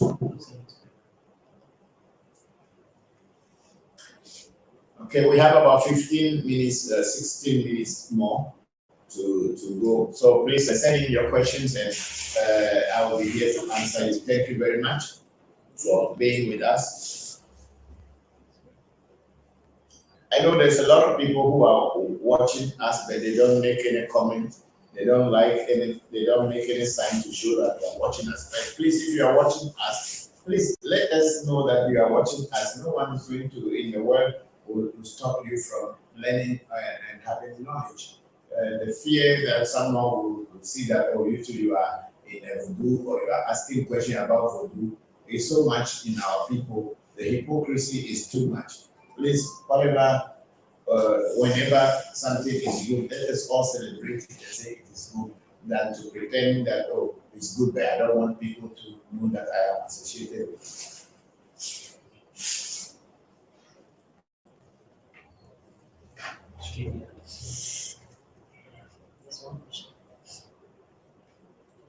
Kanye is asking a question. Papa, can you explain our new baby rituals? When in every culture, when a child is born, and I think it's in every culture, when a child is born, on the 8th day, the child is outdoor. That's why we call it outdooring ceremony, but I think in the West it's called the naming ceremony. But in the 8th day, we call it outdooring. What is what do you call it? Outdooring is when a baby is born in every culture. For the first 8 days, the child will never be brought outside. The child will be kept indoors. And then on the 8th day, elders in the family will wake up and call on the gods and the ancestors and ask the mother to bring the child out. They will pour water on the roof, and the water will come and fall. The child will be left on the bare floor or bare earth or the ground, and then the water from the roof that they pour will come and now fall on the child. The child will cry, and then they will have to tell the child that in this life there is happiness and there is also pain. You don't only enjoy, you don't only go through this life only enjoying, and you also don't only go through this life and having pain. So you should know that the world that you have come into, there will be moments of happiness and there will be moments of sadness. So they do that. But as time goes by, people started changing and bringing it into Christianity, whereby now they don't do the proper outdooring, where the pastor will come and pray in the name of Jesus Christ, and then put honey on the tongue of the child to show that life can be sweet, and also they put what do you call it, salt also on the tongue of the child. That yes, not every time there is sweetness in life, but there are all of life. So this is what is called baby rituals. But the baby ritual that we do at African Magic Temple is a little bit different. When I am outdooring my children and other people who think that I should outdoor or give names to their children, we wake up in the morning, we prepare a warm water with all the spirits water. We have pots of water which each one represent a marine or water spirit. We fetch all these waters, bring them, and we use all the talismans that we wear to go out, or if there's any difficult situation, we wear these talismans. We bring all these talismans, put the talismans inside the water. Then we invoke the spirits, all the spirits that we are working with, into the water. We pour alcohol into the water, and we also ask people to do some. Each person among the participants or the people who are the audience or come to reach the child to drop some things into the water, and with the prayer. But when these things are done, we now use that water to bath the baby from head to toe. And then we carry the baby out of the water, the name that the parents have given the child, then we mention the name to the people who are sitting there. This child from today has been immersed into this energies that they should protect her life or his life, so that any negative thing that will come, these forces that we use to buff the child will protect the child. And so far, all the children that I have buffed so far have always been strong children, including my own children and other people, and have seen them growing very steadily and very strong. So this is how we do the baby ritual or outdooring or naming ceremony in African American. If you go back to watch the video which Ghana Web had shown about 3 years ago about African Magic Temple that actually attracted a lot of people. There was a baby naming ceremony or baby ritual in the beginning where we were bathing one of our students' child, and that child, whenever they bring the child, we can see how strong that child is. So this is what it is in African Magic Temple. But in every culture, generally, they have to name the child on the 8th day, and they bring the child out of the room. So we call it outdooring. You know, when the child goes indoor, it's indoor, but when they bring the child out, now from that day, the child can always be brought outside to the sun and daytime and evening time. The child usually will be taken back inside. So it is the ritual that they do for their children. And then the minister also says, I'm watching too shy for people to know. Ebenezer, yes, this is what is happening to us. A lot of people, instead of making comments, they are watching, but they just keep quiet and they don't want to say anything. And then we have Bella Jidepo Bacha. Could you give me the question of Michael so that I can answer here, even though it is not on that? And Bella Jidepo Bacha, good day. Please, are there rituals for expecting mothers? So family that should be practiced before the birth? Yes, there are rituals, and most of those rituals are prayers and libations and also herbal bathing. And there is sometime when a woman is pregnant and they do a reading and it shows that that woman will have difficulty in giving birth, especially in our part of the world when they say the woman is going to have a cesarean. Because the oracle can tell if the woman is going to go through a C-section or is going to be able to have a natural birth. When we realize that there's going to be a C-section in our part of the world, that is a very, very, very dangerous moment because people believe that the time of birth, to give birth to a new child, is also the time of death. That's why when a mother is in labor, that mother can die, and at the same time could also be alive. The baby also could die or be alive. So the moment of labor is a very, very important moment for babies or in Vodu ritual. So when before that labor time, when the reading is done and it shows that the woman or the mother of the baby is going to have some challenges, there are rituals that we do, either by bathing them, and then there is what we call black choke. Black choke is when they see that the child is kind of being binded by the umbilical cord and all those things, and also maybe by a spiritual force that the oracle could see.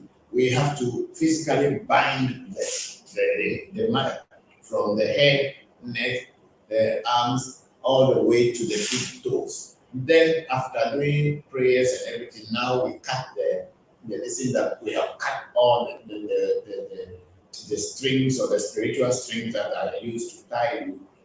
Today we have cut them off, and truly most of the time everything goes fine afterwards. So that's what it is better. That's what it is. So he said, I will read Michael's question if they want. I'll read that their question here. And Mike Michelle was saying that Habariza Asubuhi. Good morning, that is Swahili. Habariza Asubuhi, that is Swahili. It is not a West African language.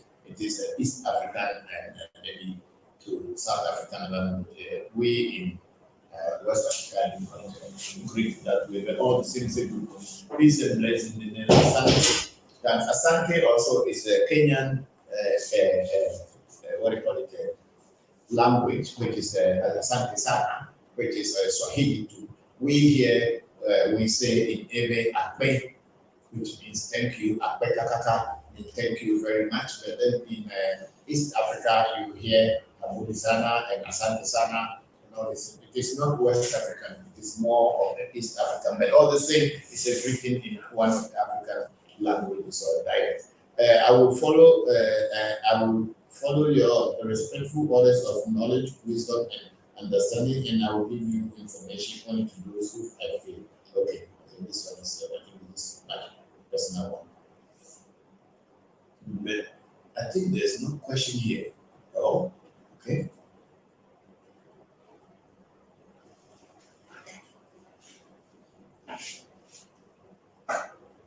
Okay, Michael, thank you very much. Because the question asked, there is something you wrote here, but I was expecting that there was a question I could answer. But yeah, these were personal ones. I can answer them to you later. Thank you very much for them, and we'll talk about it later. Thank you very much. And then we have okay, Michael, you said the questions are about this. Okay, go back. Let's see.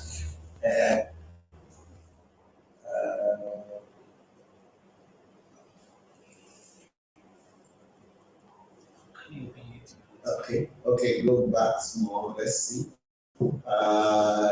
Take your time. We have no. After Mario, let's see. Yeah. You see, I have sent 2 questions. When you have time, I'd like to know any information on them. Okay. That's my hey,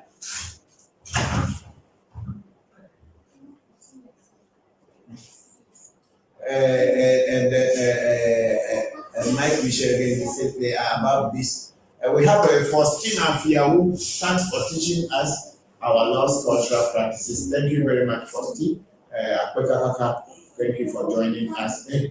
Let that guy go out. It's making noise.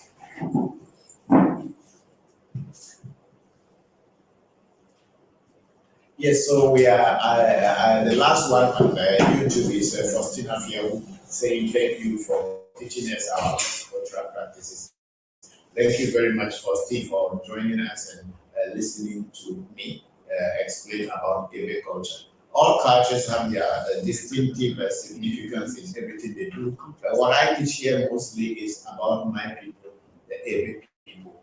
That's why I concentrate on teach Ewe Vodu as a subject that I treat all the way, because that's what I know.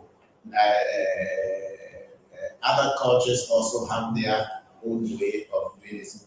And because I'm not from that cultural background, I do not know it very well. But the one that I am from, which is the Ewe culture, is what I speak about. Let's go back to Facebook and see if there's anything. Okay, here we have a feature. Okay, let's go up and see what is it.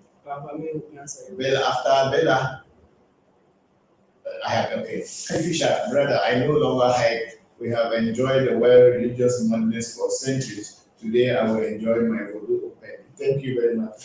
Very grateful. Thank you. Yes, you know, some of us are born stubborn. We don't take a no for an answer.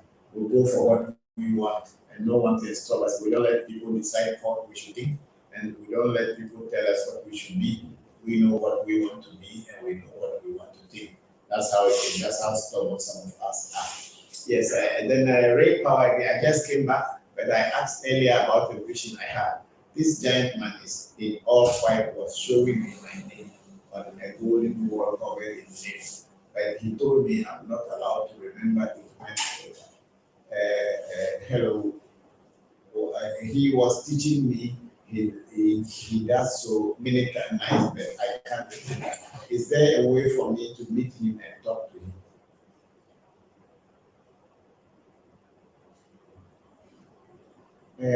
Mr. Ray, I don't know who this man is.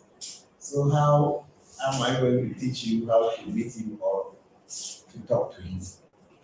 He is not a spirit in a shrine, and I don't know which shrine he is a spirit in.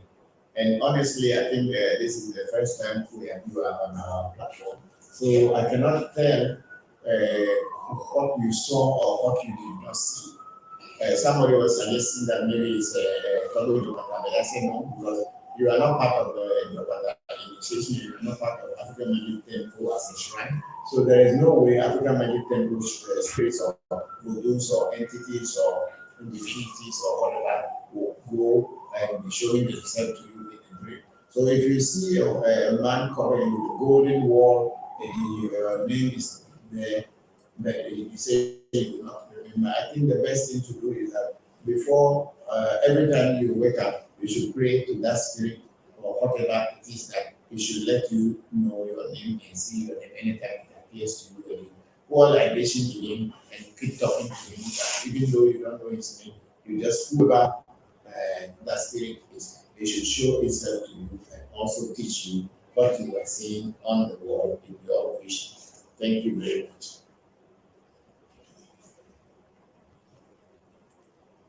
Then we have Candy Fisher again. I know what my voodoo do for me. Only I know how they help me. I don't need to be shy because my spirit take care of me openly. Thank you very much, Candy. That's very true. That's why some of us are crazy for them because we know they exist. And then again, what's Papa, what's the difference between witches doing their activities at night and soul travel that people talk about? You know, I don't understand soul traveling. Somebody was even having a dream, and one day he came on air here and came on our platform and said he has been having astral traveling every night. He astral travel. So I was trying to question and realized that the person was having a dream, and in her dream, or somebody told her dream is astral traveling. I don't know.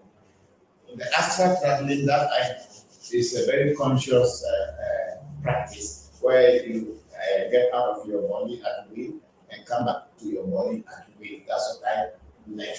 But then people think that when you dream and you're having a dream and you wake up, that means you have astral travel. I don't know. So when you say witches going out in the night in soul travel that people talk about, I don't know what is soul traveling, and I don't know how witches go out in the night.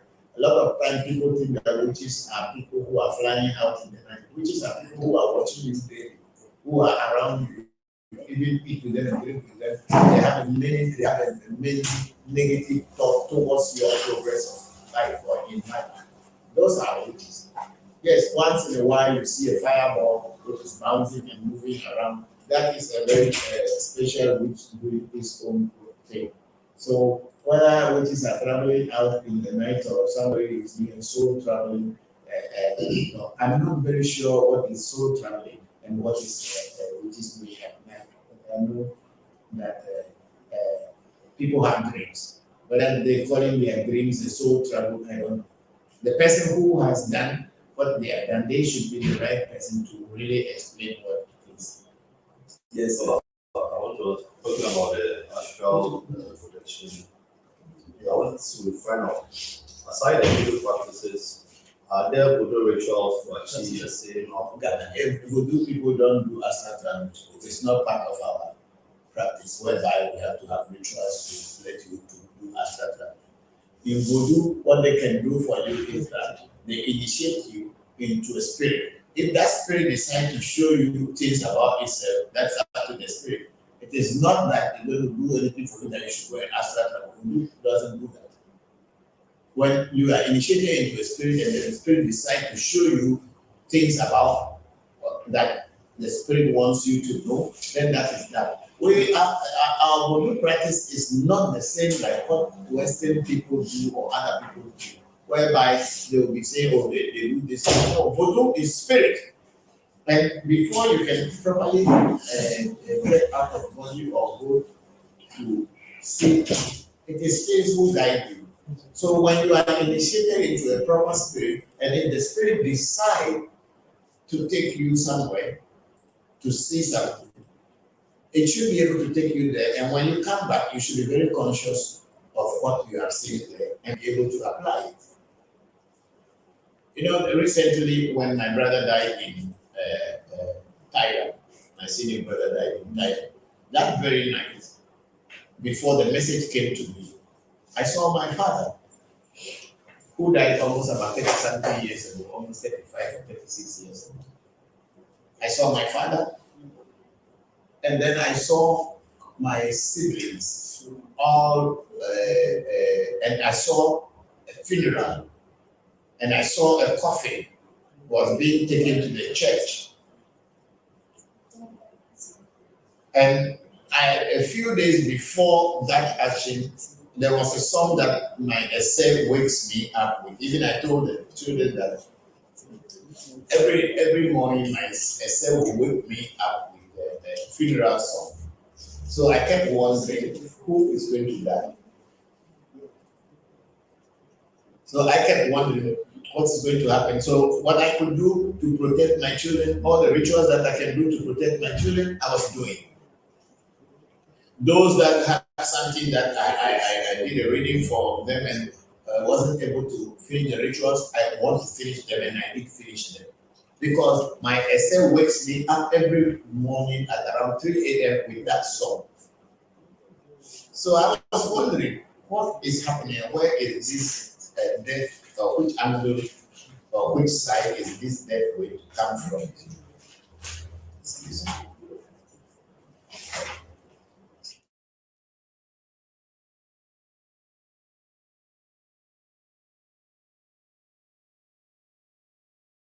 So I was wondering where the death was going to come from, but whatever I could do to protect my own, I was doing, so that the death will pass us by. Then one dawn was that I had a dream of my dad.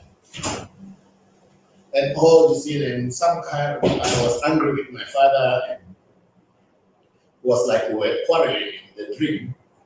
And then I saw my senior siblings and other people, and I saw a coffin, a brown coffin, and all this thing that it was being sent to the, what do you call it, to the church. Then that dawn, so when I woke up, I know some rituals to do, so immediately I did those rituals. So I went back to sleep, and around 5:30 a.m., I had a call from one of our friends, family members, who also has his junior brother living in Thailand, calling me that there is a message from Thailand that your brother died this morning. You can imagine, you can understand, also imagine that Thailand is ahead of us in time. When we are about 5:30 a.m. here, they are about 6 hours ahead of us. So they 5:30 will be about 11 a.m. or 11:30 a.m. over there. Why it's about 5:30 a.m. in this part of Ghana. So what was happening to him, I saw it already, but I was sleeping.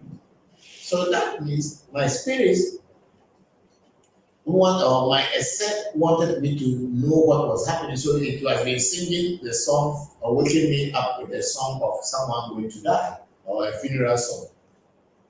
And when the action was happening, it took me there to see that someone died within my family.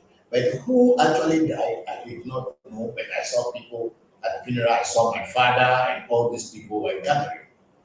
And that also gives us the assurance that ancestors, who we call ancestors, are not just things we are saying. They are there. So when that means this, my brother is now joining the ancestors. So my ancestors, my fathers, my grandfathers, all came out like they are being part of what was happening. So when I woke up, and they told me that before I woke up, then I said, this was the reason why every morning my essay was waking me up with that. And what I saw that very night dawn is what has happened on another part of the world. So when people say they astral travel, or people say they are doing soul traveling, I believe this is what it is. But it's the spirit that will guide you. So there's nothing like they have to initiate you into astral traveling in Voodoo, then you begin to do astral traveling. You know, in Voodoo, we don't use drugs to induce people to go into drugs. If there is any drug people may use, then it's alcohol. Okay? But then that one too, they don't consider as drug because everybody is drinking. But then when the drumming and the incantations start, that is when the spirit gets take charge of your physical body and takes you away. So whatever you may be doing at that time, you may not remember when you come back into consciousness. But you will be there and be able to prophesy, teach heads to people, say things that are going to happen, and then even heal people. But when you come back to your normalcy, then you will not remember what you did. Then people will understand that it was the spirit that has taken you or has surmounted and worked through you. Okay. One is divination, and the extrasensory perception is divination, like the mirror, where people come and say things or they speak on their, they don't really speak on their money as the mirror is, they just touch certain part of their body, drop it inside the mirror, and the mirror will take me, who is looking into the mirror, to the various places that this person has been and want to have any idea. I'm very conscious, I'll be talking with you, but I'm not here. And when I go and I come back, then I tell you, this is what I have seen, this is what I have seen, that's what I have seen. So this is a very conscious, whether you call it astral traveling or whatever, I don't know. When you physically, you are here, but you are not here. You are out and looking for information. And when you come back, that's the time when you come back, I will take water, pour water on the ground for them to welcome them. And when I go back into the mirror, the information starts coming. So that's how it is. When the initiation into astral traveling or any Voodoo initiation into astral traveling, I don't have any knowledge of that. But you'll be initiated into Voodoo, and Voodoo, even when you are initiated into astral, sometimes you will see that in the night you are sleeping, or at night when you are sleeping, you'll see this woman, tall woman, tall woman coming to hold your arms and taking you and walking with you as if it's taking you to somewhere, and you got to when you enter into the light, and that's when she will vanish. And then she will show you a whole lot of things along the way, which if you are lucky, consciously you can remember that when you wake up. So spirits are the one that give you the direction in Voodoo. Nobody has any, I don't know, but what I have learned, nobody initiates you into anything that you should go and do astral travel. No. Those things are Lobsa Rampa stories. Voodoo is no Lobsa Rampa. It's a pure, I don't know whether you have heard of Lobsa Rampa before. You are too young. Okay. Yes, let's go on, and then somebody asked that question. I think that was Minister. So thank you very much, Ewe. We are very grateful. And then Ray Power said thank you, Ray. And then we have Formatting Kobla. Good afternoon to you, my brother. Your team and to your divine helpers of our shrine. From your teaching, we learned that some humans on this planet have animal spirits. No, not that they have animal spirits. It's formatted. It's not like that some humans have animal spirits. No, that's not my teaching. What I said in my teaching is that when you are born into this life and you don't make good use of this life, and you become so bad and so wicked, and when you die, you can, instead of being born as a human being, you could be born as an animal. It's not like you have animal spirit. It's you who is inside the animal. And you suffer and pay for all the things that you have done before having an opportunity to be born a human being whereby you continue again. So it is not that the human beings are having animal spirits, no. And what also I said before was that human beings sometimes also come from animals into their first time in human body. So if that's what you mean, that the human beings having animal spirits, then maybe. But then I say that when when we talk about the theory of evolution, where a single cellular amoeba start to grow and divide and have so many cells and later become a two-cell micro, whatever they call it, a bacteria. And then it grows until it has become changing from one form to another. It's not like it is just there and changing. It dies and then before it comes up to be born again, it now has more interaction with the environment. So then the cells in the body become more than before in order to propel into the physical being. That's a winner with the human beings. So when these animals grow up and get to a point and they have to become human beings and born in the human body, such people, when they are born into the human being, or such souls or such spirits are born into the human body, in the beginning they have it very difficult to adjust because they are coming out of animal body into human body. So their behaviors will only be limited to the five fundamental factors of security, which is to eat, to find shelter, to procreate, and then also to have security. So fear, sex, sleep, and food. This will be the only things that those animals in the human body. So those human beings, if anything happens, you see that they get angry quickly, they will go and attack. And until they get to the fifth one, where they have to have the desire of the great, where they begin to look at life as a gift. And most people with a little thing will just get angry and don't care whether they're going to die or not. They just go and attack. It's a lot more common you see among people. So it is human beings who could descend into animal body. They will be very conscious, but they cannot act. They can only, their actions will only be limited to animal actions. So also those same human beings or those same animals can progress into human body when their time comes. So when you say, is it possible to do a set for such a person?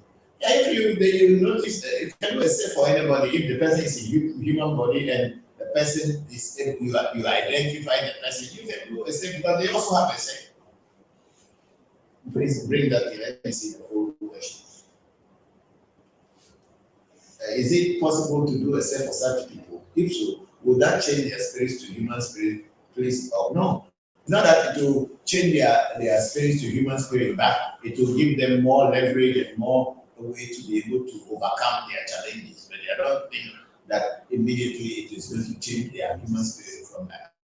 Because some are human who have descended into animal, coming back into human body. And then some are just coming from animal body. The mind has progressed and it should be join the human body. Will make those mistakes automatically because they cannot change overnight. It is the many returns to this world and with the interaction with the physical environment that changes us and perfect us and purifies us to be pure human beings. And I'm sorry to say, a lot of people that are in locked up places, some of them, it is because of this nature in them from the beginning that become wild, where they get angry to the point that they want to attack, which is protection. In the animal will fight for anything. If it is fighting for food, it fight for sex, even it fight for the environment that is going to be. That's why we say that they mark territory. And if any other animal should enter into that territory, they have to attack that animal to kick it out of this territory. So these are all known to scientists and known to everybody. So psychologists and everybody are aware of this kind of thing. When it goes into spirituality, you have to explain it why such things happen. Because certain people are coming from animal body into human body. Their minds, I'm not talking that the person was animal, but the mind, the development of human mind will move from animal body and get into the physical body. And for the first time, it will begin to experience this thing. But it has carried all the instincts of the animal so much in it. Because now before it's learning about human beings, so the first reactions of the person is to attack if there's anything that frightens it or to run away, which is normal.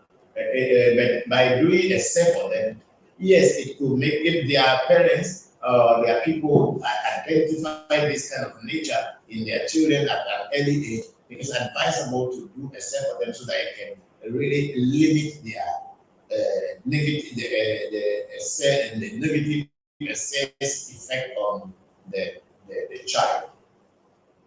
I have had so many personal experiences where my own children, I gave birth to some of my children, and when I did the reading, they told me that their destiny is going to be very strong and it will affect me. So I should immediately do the negative removal of this. And I have seen it work in their life. So I have seen that too. So formatting, this can happen, but then it is not like animal spirits. But, I don't know whether that's what you meant, but yes, animal minds can come into human body as they progress. Because nobody is going to remain animal. Animals will not remain animals forever. They will move into human, and humans will move into become spirits as time goes on, and according to your development and how you work your destiny in this phase of life. That's why some people are more clever than some. Some are born genius. Why do you think somebody is born a genius? Because that person has been here many times.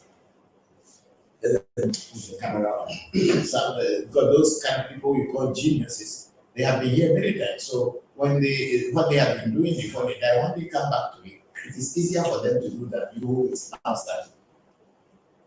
Please take the camera. Someone to take the camera to. Gabriel wanted to ask a question, and then I'll answer. Let me answer Ebenezer question first before you go. And then Ebenezer goes and says, "Papa, do you know anything about psychedelic spirituality and what's your take on it?" When you say psychedelic spirituality, you are talking about people who take drugs and get into trance, or people who take drugs and start seeing. Of course, the human mind, as I was talking about the pituitary, as I was talking about the pituitary gland and the pineal glands, these two glands affect the human being. So, if you look at it in the Egyptian drawing, they draw the I think the pineal gland like an eye, the eye of Horus. It is not a physical eye, but it is that part of the brain which has something like an eye, and then there's something hiding in there. That is the I think that's the pineal gland, which when activated, you can see and you can hear. The African or the Voodoo people, we activate these two herbal by squeezing herbs on your eyes, sometimes into your nose and into your ears, so that it can go into your head and activate that. That's all that it is the same. So some people may use drugs to activate that thing, but I am not very much familiar with the psychedelic way. I only know the Voodoo, and that's what I speak about. About my question. Is it okay now? My question is, if humans can develop into spirits, does it mean that the Voodoos that we have now, they once were human beings? There's a possibility that the Voodoo that we have now, some could have been human beings at one time.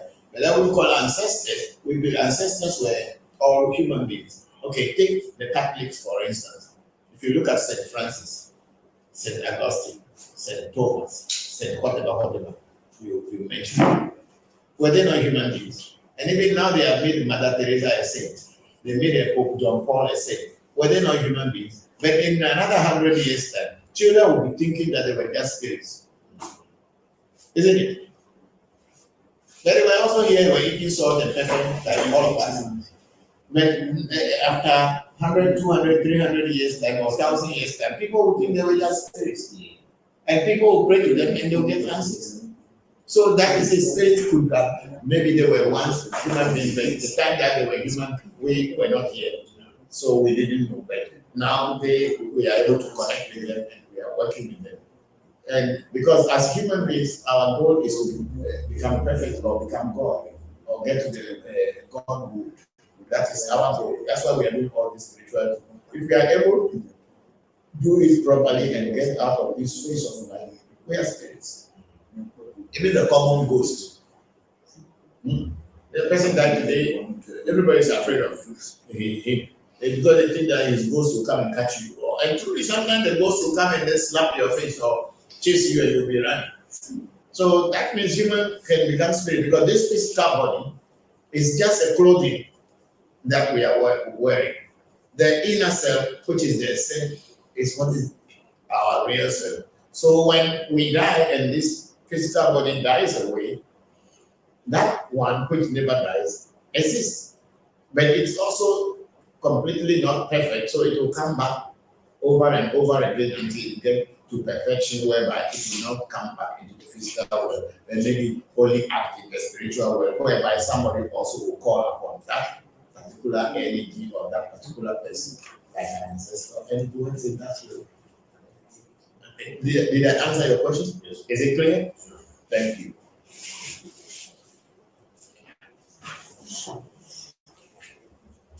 We are here with Papa again, Ebenezer Bonso's Papa. So when people, our dear Christian pastors say, I heard God spoke to them, it's true. Why to God?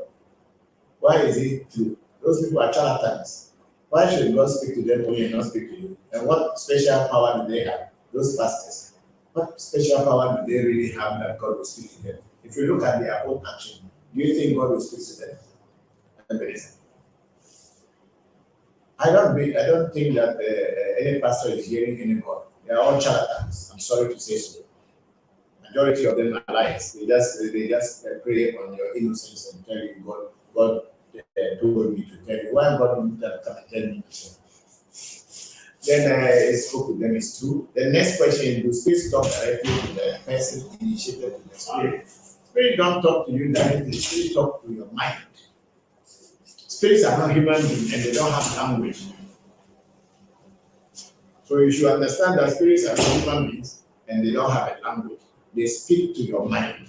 And if your mind is open, like I was talking about the pineal and the pituitary glands, when those places are activated through initiation, then when the spirit is saying something or you are dealing with the spirit, because that part of your mind becomes spirit, it's a spiritual field. It's the psychic field where you can connect with spirits that are with you. Then you can hear and you can see. So when spirits are talking to you, it's not like they talk to you like a human being that you are hearing this effect. Whatever they are showing to you will be translated into human language because you understand what you are saying and you can translate it into the language that you are speaking.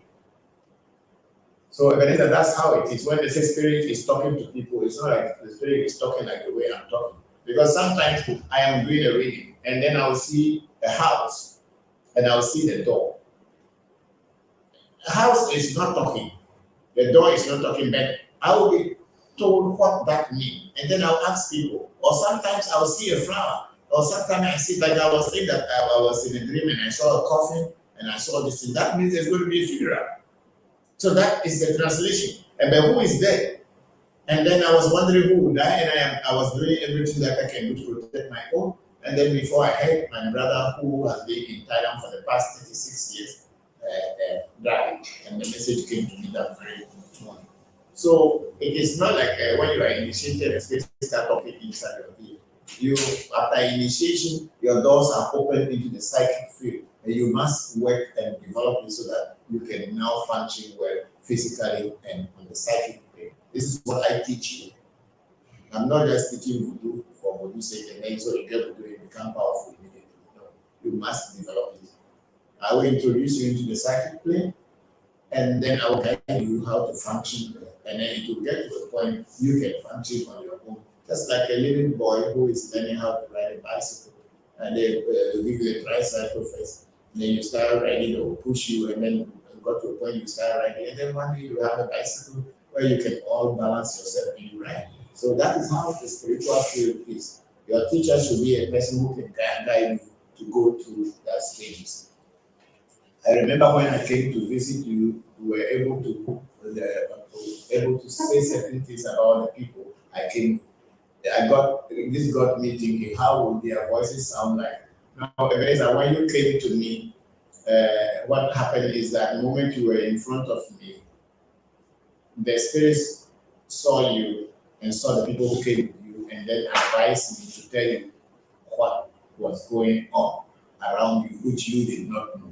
That's what it is. That is why I am a spiritualist, because I can see and I can hear. When you stand in front of me, whatever, even if you are not in front of me, whatever is happening, if you give me the permission, I'll be able to go into it and tell you. But then in your case, when you came, because we were doing rituals and all this, all the spirits were around, so immediately, because they were upon me already before you came, so that is why they were able to tell you certain things about the people you came with. And the voice is not a human voice. It is they speak to your mind. And I, being a spiritualist, I translate it and it is to definitely fit whatever is happening. Thank you very much. Then we have a format. Thank you for your great answer. Some people cannot adjust to society. They seem to only be able to live in prisons. I believe families of such people can benefit from doing except for them. Exactly. This is what I'm saying. Yes. Because when a child is born and they are able to know what the child will go through in this life, if the family loves that child, or maybe they love the child but they don't want to, most of the time they take the child to church and some priest will pour some small water on their head and say, I baptize you inside the name of Christ. That Christ is not working, I tell you. It's not working. That water on your head is not working. You have become a slave to the church. That's all that you become. And they will make sure that if you want to leave that church, they will make sure that you don't leave, because your contributions to that church is going to be very, very vital in the future. When the old people are dying, you, the young one, will be taking their place and contributing as time goes on. But in voodoo, when they do a set or remove your negative effect for you, I told them our special ritual ways, definitely things in your life has to be changing. The negative thing that they saw before they say you should remove the negative effect, when such is done, that child will grow, and then maybe the challenges will be there, but because it has already been sealed on the spiritual plane, it will not come into the physical world. I also believe strongly that a lot of people in prison, whether black people or white people or Asians or whoever, some of them could have avoided such things if they had done the negative effect for them at a very early age. But then, since the parents didn't know, it is still not too late if the people have a chance to physically come to us after they leave prison. We can still remove effect for them. Effect is not only for a child, right, that it should be removed for it. You can be as old as 80, 100 years old, if that's the time you got to know about it, and your reading shows that they should do it for you. It could be done and you will be free. So that's what I can say. Yes, a lot of people are suffering from this because the negative effect came to worry them. It is not their wish, it's not their will, but it came with them. That's how it came with them, and that's what happens. Yes, Ebenezer and Bonso again at the bottom saying that I meant, is it true? No. I mean, I don't know when a pastor say God tell me to pray. Just I say, which God? Because when you say God tell me to tell you, which God? Me, I can tell you it is Abochi who is directing me. I can tell you it's Akai who is directing me, or it is this spirit who is telling me this. But I want to just say, but which God? And people, you will be working, somebody is looking for money from you. He doesn't have money in his pocket, or he has taken begging as a business, that he knows that people are so easily, what do you call it, moved by saying that spirituality. So the man will be working and say, oh, I saw something on you. This day, something is going to happen on you. So let me pray for you. You pray finish, you cannot let him go, he will take some money from you. And these people are there, and some of them have graduated into pastors. So me, I have not met any pastor who really has eye. Not yet. I haven't seen one. All of them are just psychologists, or they study some psychology at school, and they are using that to fool the people. I'm very sorry to say so. But it's not my place to go and tell them that you are telling them. Because I remember there was a pastor who came here to do a reading. And when he came, the first thing I asked, he used to be on radio. He's a radio pastor. But me, I don't listen to Christian preaching, so I don't have a problem.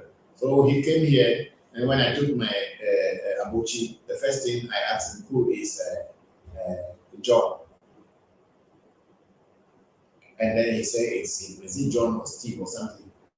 I asked him, then he says, but he thought that maybe I might have heard it from the radio. Maybe I don't listen to Christian preachers. Then here, this mirror will tell you, mention names and mention destinations and locations and everything where I have never been and I don't know where it will tell. So how do I know, or how do I hear? Because I am connected with it, and I ask it to go around a person and bring me information. And that actually is me who is going with the spirit to go and see and come back. So I don't know about a pastor, whether they are telling you that God tell me. Which God told them? They should tell us again. Me, I don't remember any pastor telling me God told them to tell me something. They are even scared. I'll ask you which God. Last time we went to my daughter's, my grandchild's, what do you call it? Naming ceremony. And pastor was saying that when the child was born, he was called Jesus. Was that what the Bible said? When Jesus was born, was he called Jesus? What was he called? No, I'm asking, what name do you know for Jesus when he was born? Yeshua. No, Yeshua is a different thing altogether. He, in the Bible, the ordinary Bible that King James Version, honestly, he said, and he was called Emmanuel. God is with us. Is it not? Yes. But if the pastor can start telling people that the child was called Jesus, then what can you say? Then they are just changing, everybody is just changing the thing according to just to fool people. Which Bible would say that Jesus was born called Jesus? What's called Emmanuel? And as he grows in his spirituality, he changes, his name changes and all this, and they start calling him Jesus, the anointed one, or Christ, the anointed one. Was called Christ, the anointed one. That one also came after John the Baptist anointed him or baptized him. Yeah, it's initiation. It's an initiation that was given to him, and then that's when his name changed. So if people are preaching that the child was born and he was called Jesus, I don't see it as truth, because he became Jesus after going through some initiations and some practices and some training.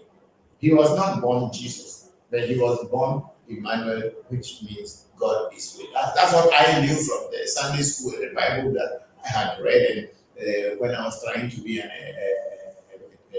preacher in the church. Those are the things that I studied. But now somebody will come and just short it and say he was called Jesus Christ. The time the man attained Jesus Christ status was not the day he was born, if there was any Jesus at all. So sometimes these things are confusion, and people tell you, God say I should tell you this, God say I should tell you. Where is God? Where did they meet God? When they want to collect your kid, they say, oh, this guy you have, God say you should give it to me. Those are thief pastors. And ignorant and stupid followers will say, "Oh yes, God said I should give him a car." Then you will be walking, and pastor will be driving your car. I'll kill you. There's a guy who was here that I think he came here or something that he bought a car for the wife.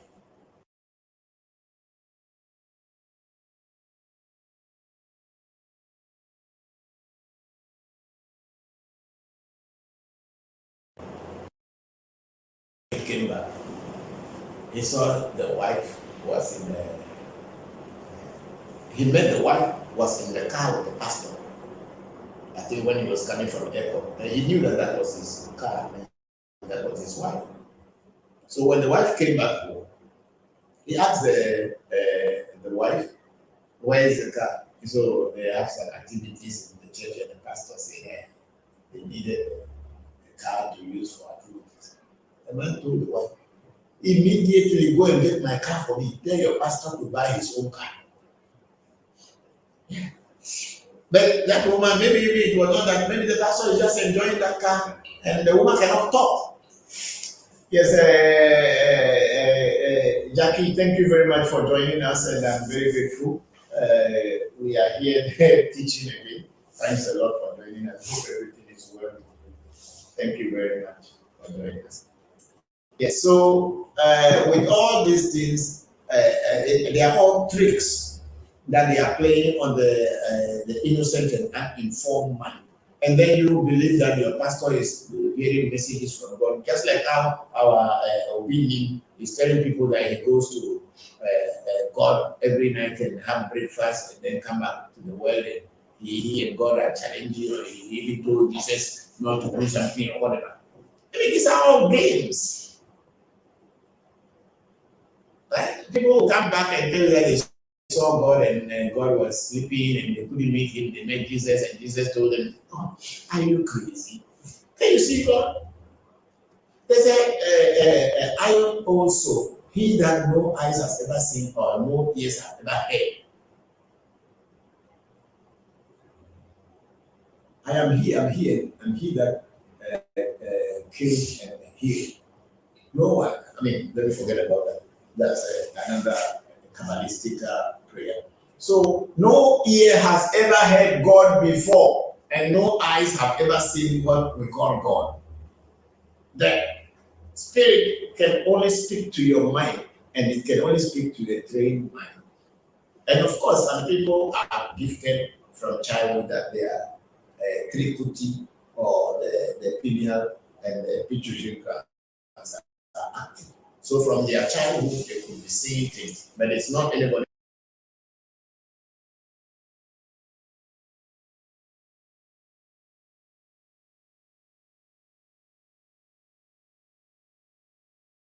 to tell you this. There is no God telling anybody anything. It's a lie. Then we have a minister. Thank you so much, Papa. You make spirituality so practical. That's why I'm starting your teaching. Thank you very much, Ebenezer. And then we have a NDG feature. If someone was told that they have a sexual demonic spirit in their home, what would this mean? There's witches. When they say you have a sexual demonic spirit in your home,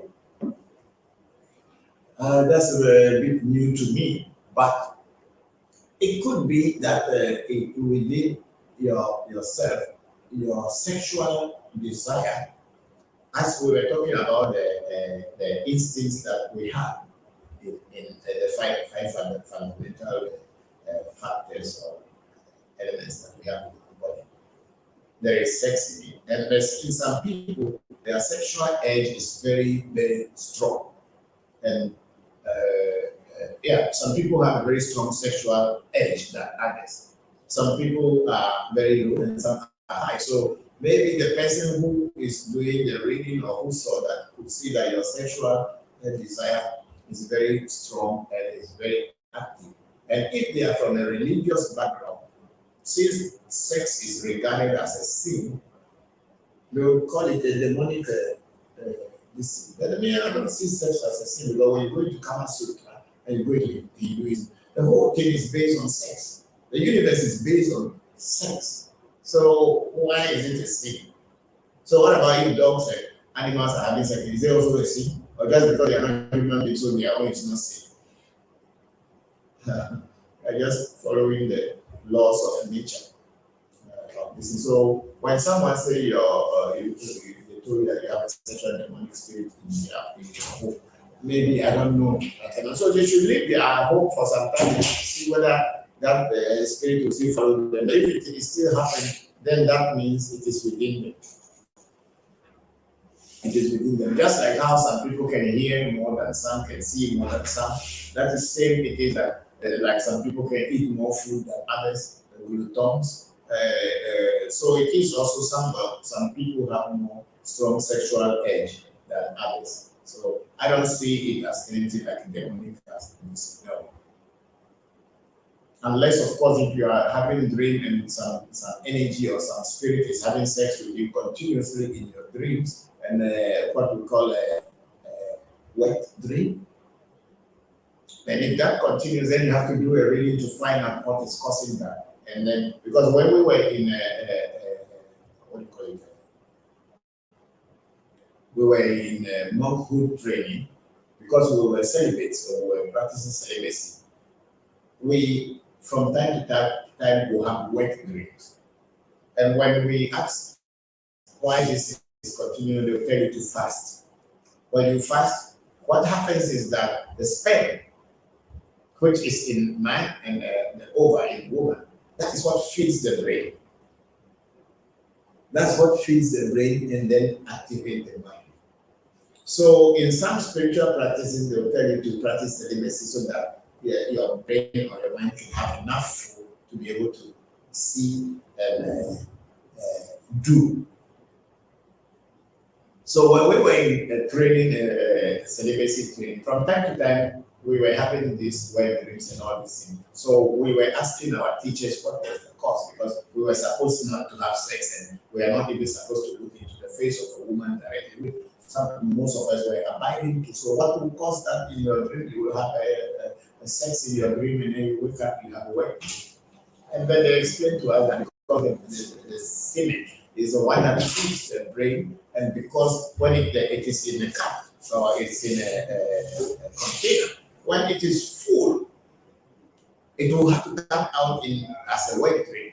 So for that reason, when you fast and you don't eat any food, then the brain will use the semen in your sac to feed, so it reduces. So that's why we were told to be doing fasting. So we were doing, I told you, we were doing 36 hours fasting each time for 4 times a month in order to control our desires. All right.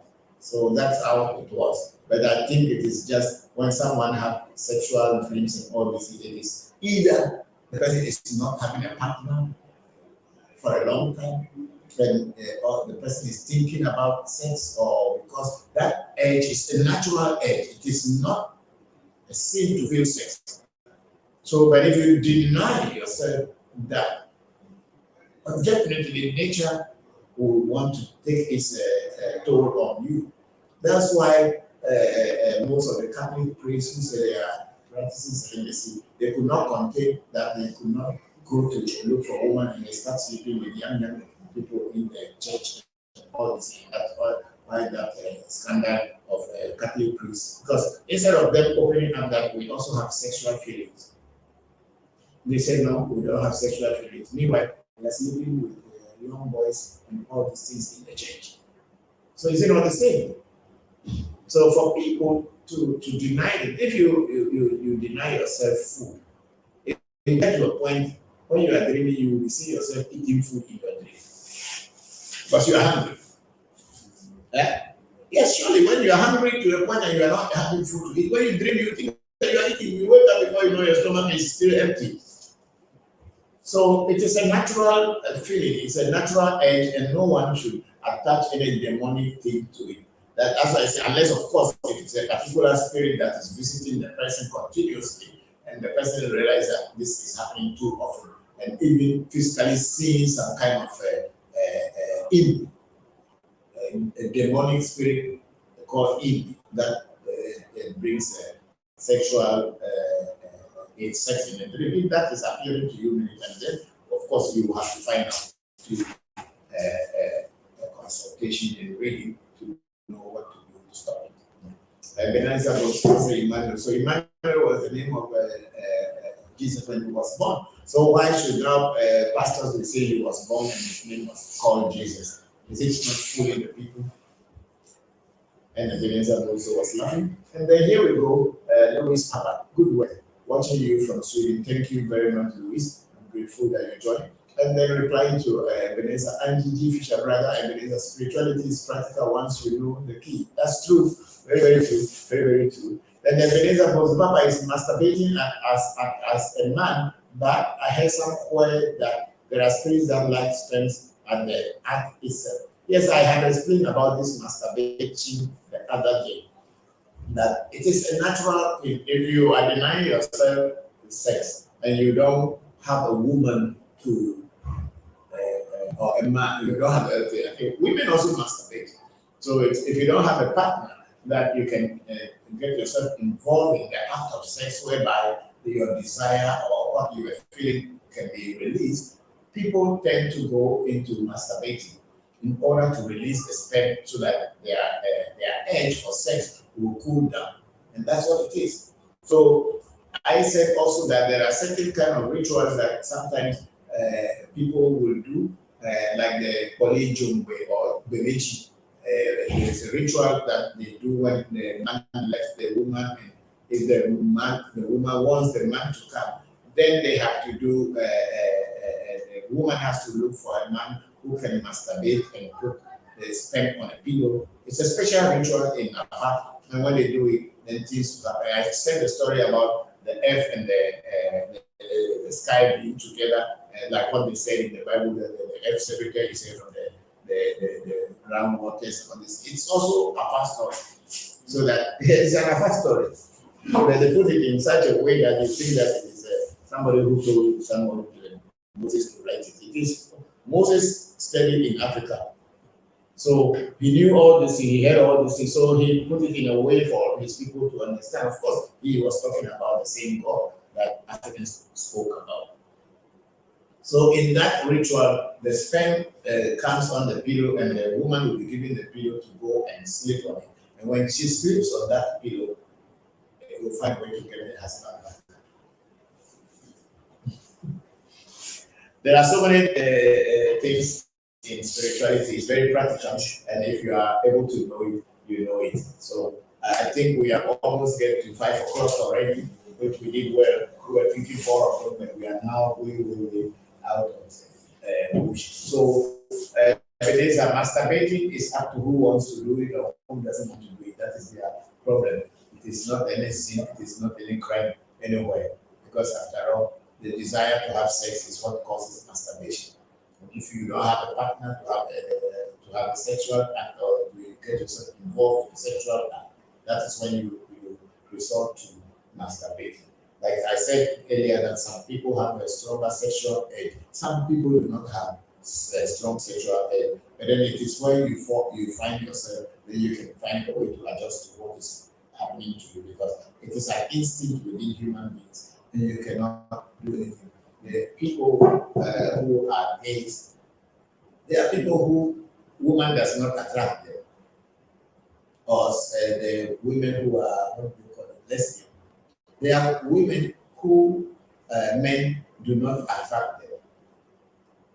Okay, some of them they have like in the lesbians, they have more of masculine hormones in their body, so their structure and all this thing look like this is what we call in this part of the world tomboy. They are women that if you see their structure, they behave like boys, and most of the time they want to be playing with boys. They are always among boys. So we call them tomboys. So those are girls. And sometimes also if you look at them very well, their breasts do not really develop as other girls or other women. Those are there. So such people can decide to like women because their male hormones are more stronger or higher or in bigger quantity than the female hormones. So their attraction will be towards women, though they are women, and that's what we are calling lesbians. It is not that they chose to be lesbian, but of course some people chose to be lesbian because they felt that men are not treating them well, so they go that way. Because I know some people who are heterosexual, they call it, they are lesbian and they are also sleeping with men sometimes they are sleeping with women. There are people who like that. But that one, it is their choice. Okay? So it is also with some men whose the female hormones are more developed in them than the male hormones. So instead of being a man to like another woman, they would rather like a man. So you cannot blame them because it is not their making. Because when I was living in Thailand, in Thailand they have a lot of gays. So some children, when they are born, immediately the family will tell that this boy will be a gay, even though they don't know anything about sex. They can tell because in their culture it's very common. It's very common, and it is showing. So they could tell that this child will be a gay. And truly, when the child grows up, you see that the child will like to wear ladies' clothing and be more happy wearing female clothing than male. So it is, and so it is with the tomboys also. They want to wear a man's clothing and put the cap and be like a boy. So such people are also there. And then also there are these people we call the hermaphrodites, where the man has a penis and at the same time has a vagina and have a breast that it's a man and a woman in one body. What would you say about that? Nature is beautiful. Let's just embrace it and respect everybody's right. That's all that I can say. Don't go trying to discriminate and say, oh, this person doesn't belong here. God knows why He created people the way He created us. Yes, then there's a top formatting. Come like, can I request that the ceremony of ancestral feeding should take place at Papa's shrine? Please, who is feeding ancestral? Yeah, if the person want to feed ancestors, we are here to feed the kids for them. Or did anybody ask for ancestral feeding here? Did we hear? Did we read that? Okay, but whatever formatting. Okay, thank you very much. We are very grateful. And then we have Ebenezer Bonso being the last person here. We are now 4:56 p.m. Ebenezer Bonso is saying there are some practices that say a man becomes more spiritually potent or powerful the less the discharge and spirit hear you more and advise followers to abstain from discharge. Yeah, that's why I was saying much earlier that the semen or the sperm is the food for the brain. And when the brain is strong, the mind becomes powerful. So it is like when we were in monkhood training, celibacy was the order that we were initiated into to be celibate so that our minds can be very strong in order to continue taking care of the human being. They got to a point I left that celibacy matter. I don't want to be there because I don't think that it fits me. I did it for what I could do after I'm married, I have children. So those who want to follow it in that way, it is up to them. I don't have a problem. What I want to do with my life, I know, and that's what I follow. If you want to be a celibate, fine. You can be. If you want to abstain from sex, fine. If you want to do plenty sex, it's also your problem. It's not mine. For me, I will know what I want, and that's what I do. And then Bella Jidepo Bata said, nature is indeed beautiful, Papa. Yes, nature is very, very beautiful. So, until you begin to learn about nature, you will not see how beautiful nature is. Nature is very beautiful. Even if you look at my animals in this house, because they don't have female among them, they are mainly male. And because of the desire to have sex is there, they start climbing each other, male to male. Not because it is, but there is not much female animals here. And so it is a natural feeling.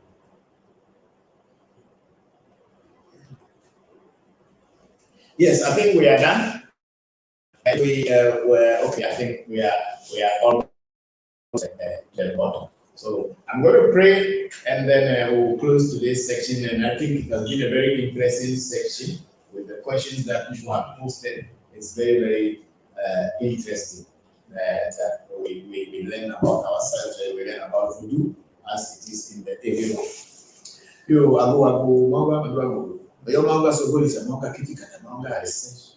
I said Joto, I'm a Joto. I say, and I'm a set here, not going to the English. I'm not going to be able to well. The same people I say you are a cellular and I say you we have just finished our teachings for today, and I thank you all the ancestors and the voodoos and the spirits that have been with me and guided me to end this section in a very beautiful way. I hope and pray that this week should be a good week to all the people who are watching us, and even those who didn't have the opportunity to watch us. May the ancestors and the gods of our fathers continue to bless them, and may they have peace, have success. Those who are looking for wives should find.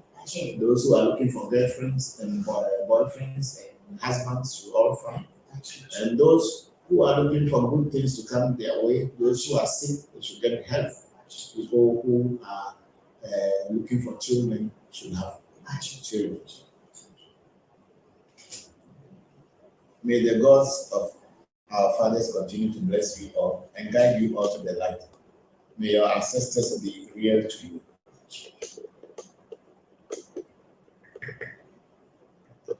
Well,